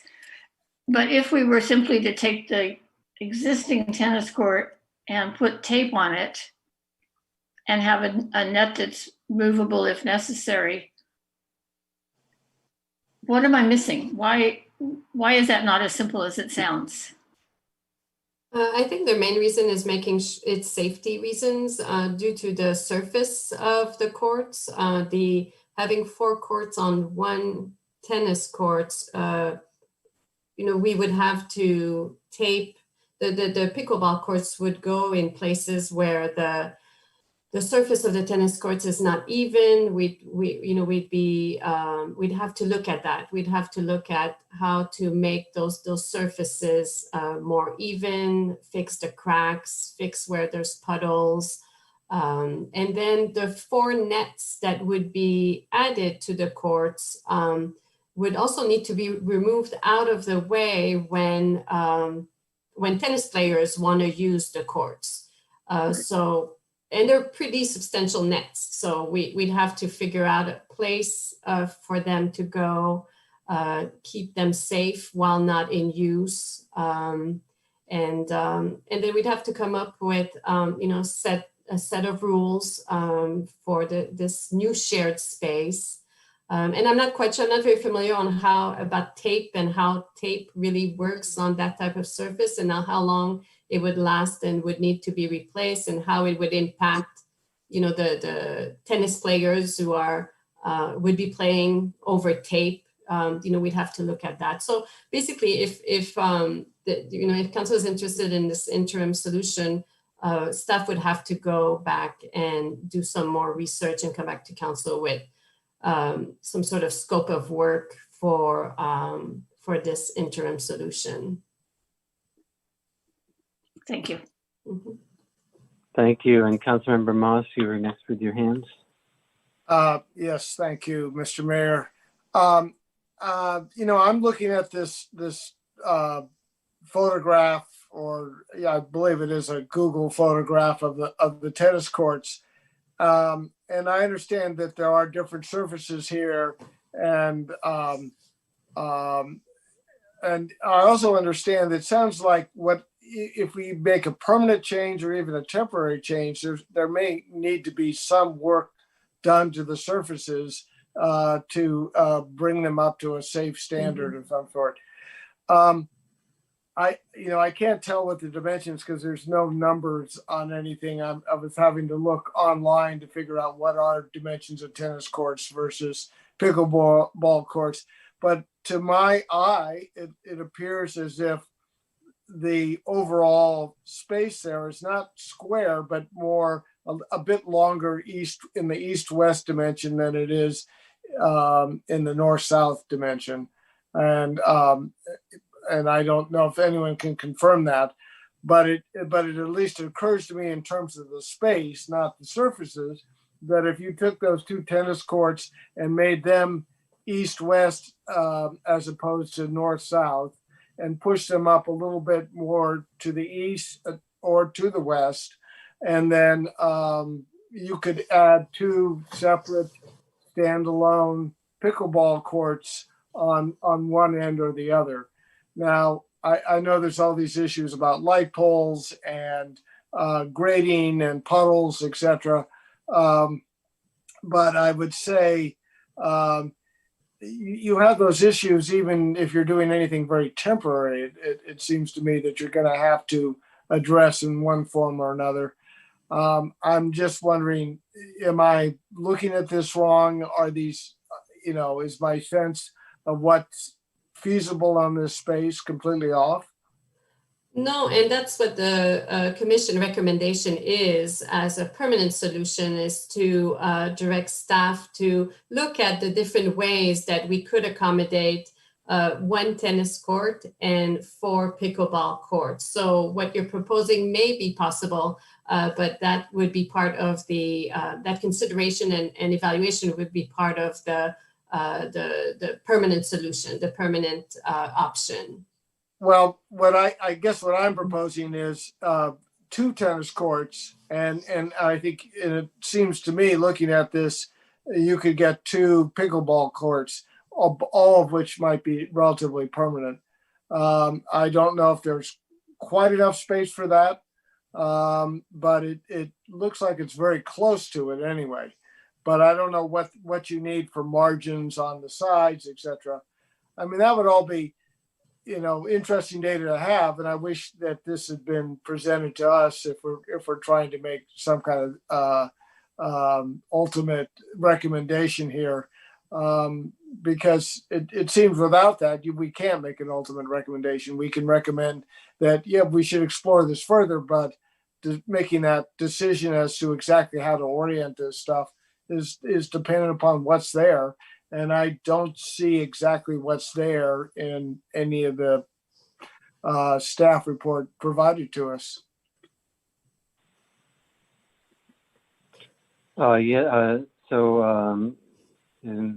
Commissioner Abbott, you had an answer to that, or? Well, I have some more diagrams I might share that might shed some light on what Councilmember Moss is discussing. If I can put it up just for a minute, I think it might be helpful. That's okay with me. Are you okay with waiting for your question, Councilmember Barnes? Okay, go ahead, Commissioner.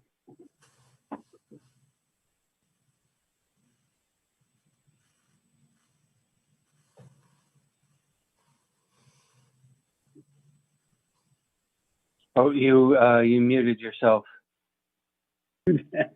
Sorry. Here you see the available space and the dimensions of the tennis court. Now, I believe what Councilmember Moss is suggesting is that we orient the tennis courts this way. Is that correct? And then that would leave some room here for, here for pickleball courts. So Todd, are those dimensions pretty precise for that space? Because these diagrams were provided by the daughter of one of the pickleball folks, who is, I believe, a professional in these sorts of things. So I think they're pretty close. You know, they're down to the inch. They had measured the actual space. I believe, I don't think it was, you know, professionally surveyed, but I think they measured the space. Yeah. And then I can also show you what it looks like to overlay pickleball courts on tennis courts. Here you see how the pickleball courts kind of extend beyond the edges of the tennis courts.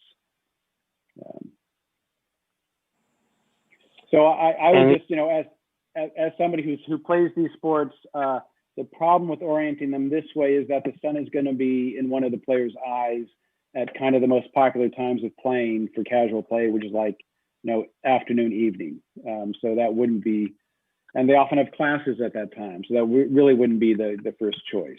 But I do see what you're saying. By turning them this way, you might be able to use the space a little more efficiently. Well, can you go back?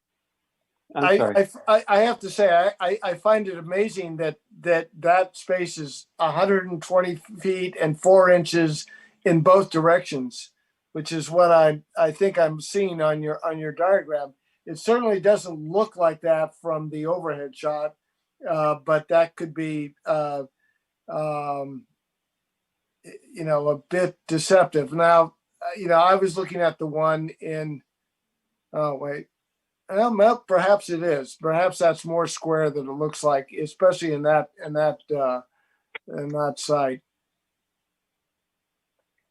Yeah, I see what you're saying. I think it's the shadow and the bushes. I think it okay. Yeah, that would be my guess too. I got to say, when you to, first made this, I'm sorry, you want to see this one?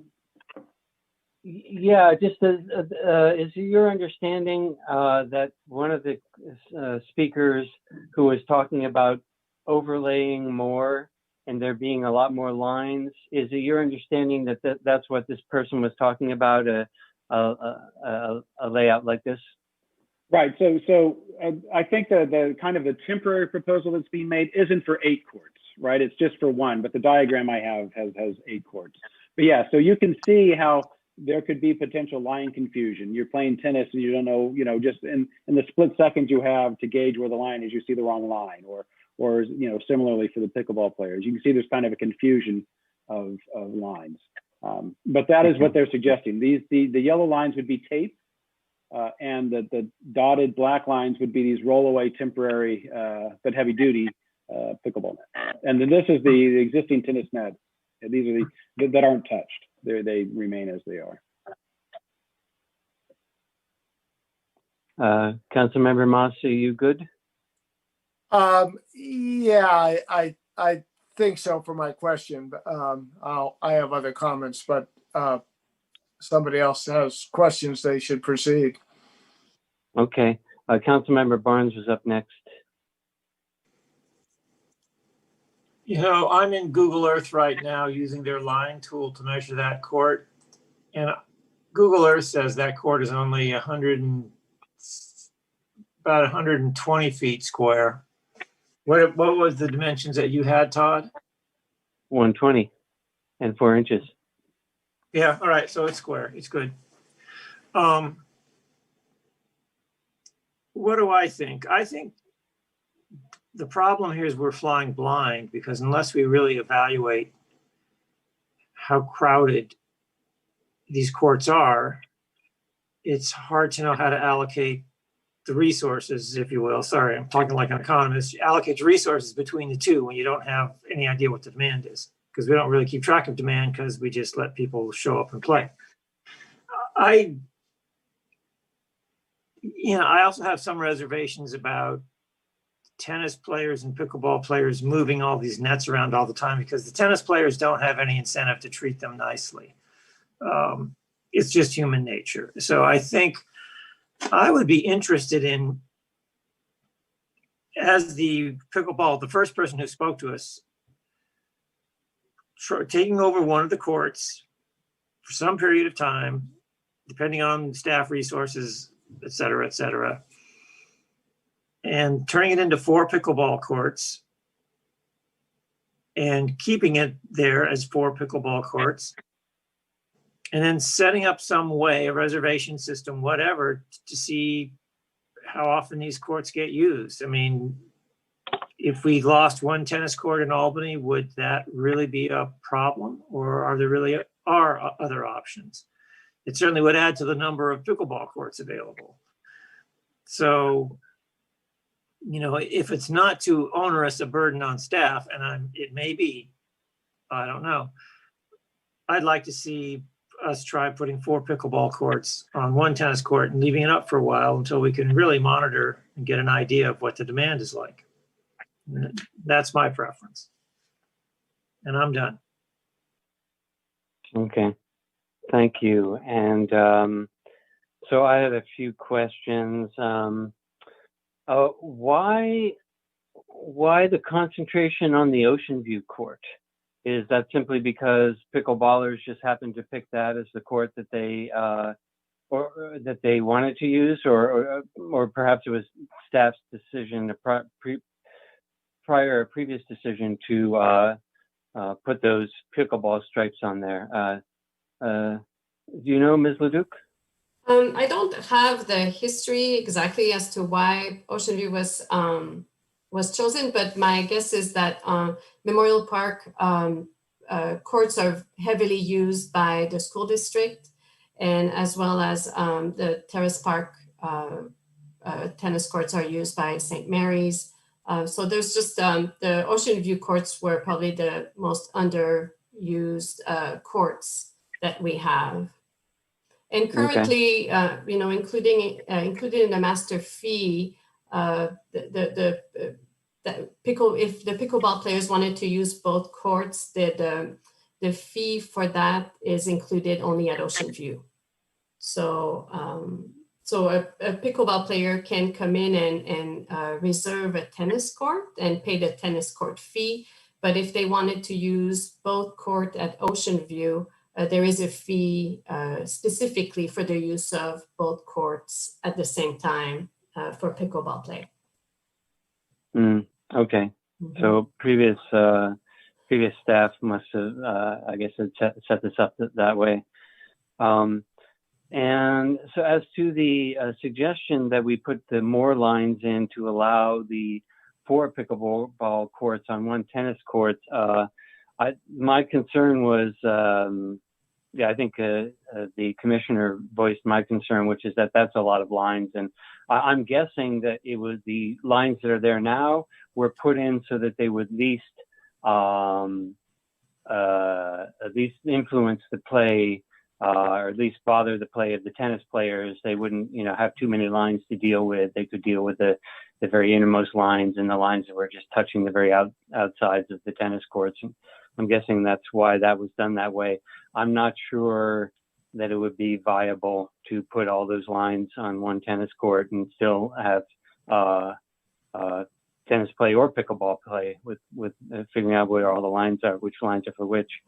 I suppose you could color code the lines. That might be one way to mitigate that issue.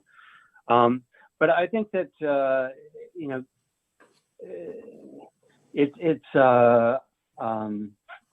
does seem like there's, you know, pickleball is a sport that needs to be accommodated, and it seems like perhaps what we've done so far is what we should do before we do more permanent things. And I think that the more permanent solution should be the study, including doing counts of exactly how many pickleball players and tennis players we do have, so that we can gauge the usage and the demand, and having having a professional athletic consultant or designer come in and make sure that we can actually do it right and have all the right amount of space and the lines being where they are. So I'm not sure we should go much further in a temporary solution before we go to a permanent solution. That would be my comment. And Councilmember Barnes, you've got your hand up again. Yeah, I'm sorry. I did have one more thing to add. During the conversation, I got on YouTube and looked at some people playing pickleball. And that's not Rafa and Djokovic squaring off with each other in the French Open, where they're running the baseline like crazy. Some of those pickleball videos, people are hardly moving their feet. You know, it's not quite as vigorous as tennis. So I'm not sure just how good a surface they need. And I suspect also the pickleball players would be happy enough with what, if they had a semi-permanent solution, they'd be willing to sweep it off or sweep stuff out of the corners or do something. But I don't know, Todd, do you have any feeling about those issues? Or Mr. Abbott? Yeah, well, I know that at the time that we were talking to staff, the pickleball folks were making the argument that if we actually replaced both courts and had 8 high quality pickleball courts, we could host tournaments and potentially generate income for the city through tournament fees and business usage and things like that. So we were really looking at kind of high quality tournament quality courts. Now, I'm not sure that would necessarily be necessary. I do know that court is probably due for resurfacing anyway, because there are significant cracks and problems. So I'm going to say, don't do the same resurfacing we did on those 2 courts at Memorial Park. Yeah, so that's kind of my impression, that perhaps not quite as high quality surface, but you don't want to do something halfway. You kind of want to do a full quality tennis court. And Councilmember Moss, you have your hand up again. Yeah, I just to make my general comment, I don't think there's enough data in this staff report for us to start talking about permanent solutions here. I appreciate what Todd and the Parks and Rec Commission has done, and I think it's sort of building up. And it's obvious to me that we should have some permanent pickleball courts somewhere in Albany. Part of me does not like the idea that we're going to take 2 courts that were used for tennis and convert them into something completely different. My ultimate preference, of course, would be that we find a completely different space that would work. And I think that's something that when the master plan comes up, I'm hoping they'll be exploring. I also wanted to put out, I hope when this master plan does come up, that it goes beyond just the park space that the city has. I mean, I think it's time that we should also be looking at all the potential space for this kind of thing. Schools have lots of asphalted flat areas, and I know there's many complications, and I'm not going to get into all the insurance and everything else about that. But in most small towns, all those kind of areas are used and shared, and I think we should be looking at that space. There's other university space that is flat and doesn't seem to be under much use in around the ballparks. Though I don't want to get into a fight with the Little League people, I do realize that there are some parts of the Little League areas that could be paved in some way that might get several pickleball courts in. There's space underneath the BART tracks that would be ideal in terms of bringing people to the center of town, and that could then, visit stores and restaurants and things like that. All that said, I think I would feel most comfortable by kind of deferring a permanent solution tonight and moving this on to that master plan schedule. One other thing, this idea of putting down tape for a temporary court, I can't imagine what that tape is. It's going to be out there through 2 rainstorms and not become a hazard in itself. Tape has a funny way of kind of unpeeling and then being an issue. So I think I think the goal should be more pickleball courts for sure. I'm not sure I see anything at Ocean View that looks like we should be trying to get something in that's going to be both safe and acceptable to everybody, at least at this meeting. Thank you, Councilmember. Vice Mayor? Thank you. I have to agree with Councilmember Moss. I think I watched all of our park and recreation and open space meetings, and I think you all did a really good job of hearing everybody and trying really hard to make this work.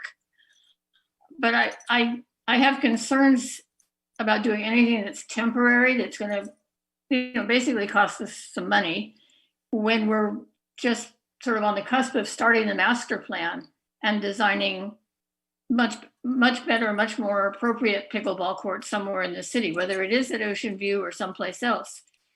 So, I'd like to not do anything tonight and put it into the new master plan. There's, a lot of different ideas floating around. I know there's work to be done down at Peggy Thompson Pierce Street Park. There's talk of a mountain bike facility. So we're going to have to be really, really creative in this next master plan. And I'd like to see us put our energy and our money into that at this point. Yeah, I think I agree with the previous comments. I think that although Councilmember Moss, I think, had a great idea that the athletic directors and the principals at the schools ought to be lobbied to see if their students would be interested in pickleball courts and whether or not they could be constructed at the schools, which are two of which, one of which is under construction and one of which is to be constructed. So I think there's some opportunities there to lobby our school district.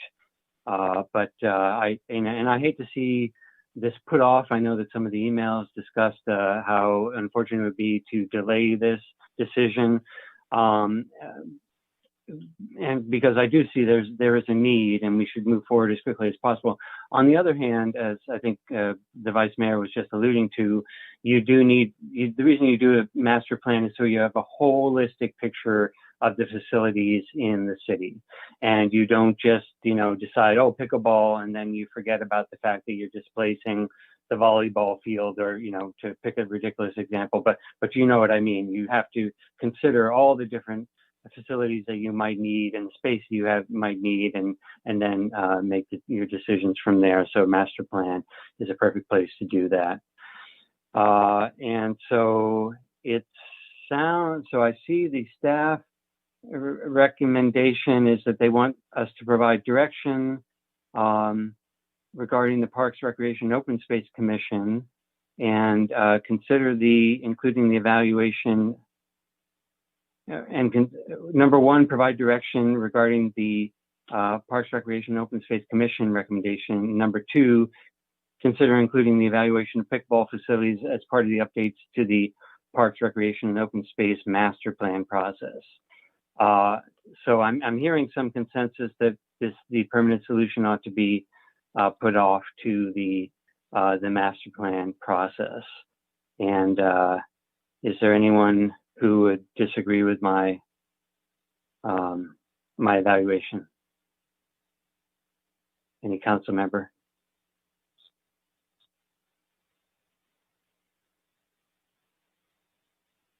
Okay, seeing none. Councilmember Barnes, please go ahead. Yeah, I've got it there. I need to unmute. Well, do we need to give staff advice on the temporary solution between now and when the master plan is done? That could be a couple of years. I'm assuming, correct me if I'm wrong. Well, I mean, that was raised earlier in the meeting. I'm fine. I agree with all of the issues about not making permanent decisions and having a master plan and, and potentially looking at Pierce Street Park or the space under the BART tracks or the schools for courts. But okay, so what do we do until that decision is made? There'll be some period of at least many months.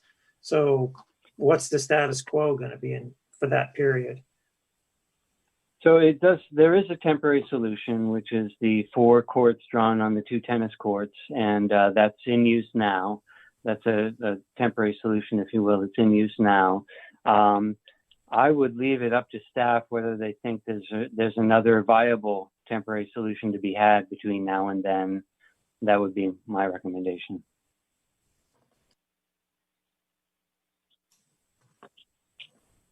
Well, what I would say is that at this time it is a shared space and it can accommodate 4 pickleball courts.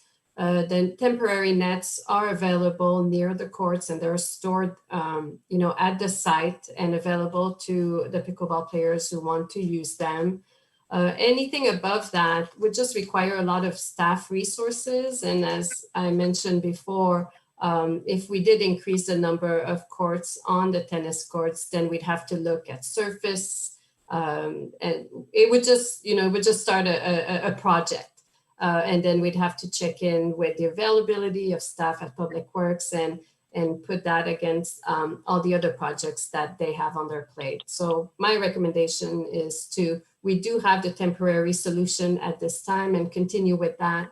And the master plan process, shouldn't take, it will take about, I would say 6 to 8 months to complete, but then we will have some clear priorities. And as funding comes, then we'll be able to use the funding on the priorities identified in the master plan. Yeah, and particularly in this time of COVID, it does not seem like we could justify the diversion of staff, time, and resources to a project like that. But we do support moving forward with a permanent solution. So I guess it sounds like we're supporting the Parks, Recreation, and Open Space Commission proposal to have a permanent solution, but we are asking that it be brought to, that permanent solution be developed as part of the master plan. I'm hearing that's the consensus we're arriving at. So unless I got that wrong. Councilmember Barnes, did you have your hand up again, or was that from the last time? Last time, okay, got it. Okay, is that direction clear to staff then? Okay. Thank you. Thank you. I saw a head nod before I heard the yes. I assumed it was a yes, so thank you for that. Excellent. Well, thank you everyone from the public for coming on and speaking on this item and for caring about recreation and exercise during this time. And we do want to accommodate the pickleball players, but we are under some constraints and we want to do it the right way. Thank you for coming out, and let's move on to the next agenda item, which would be any future agenda items. Does anyone have future agenda items that they want to bring forward? Yeah, I do have a couple. I do have, Councilmember Barnes, yeah.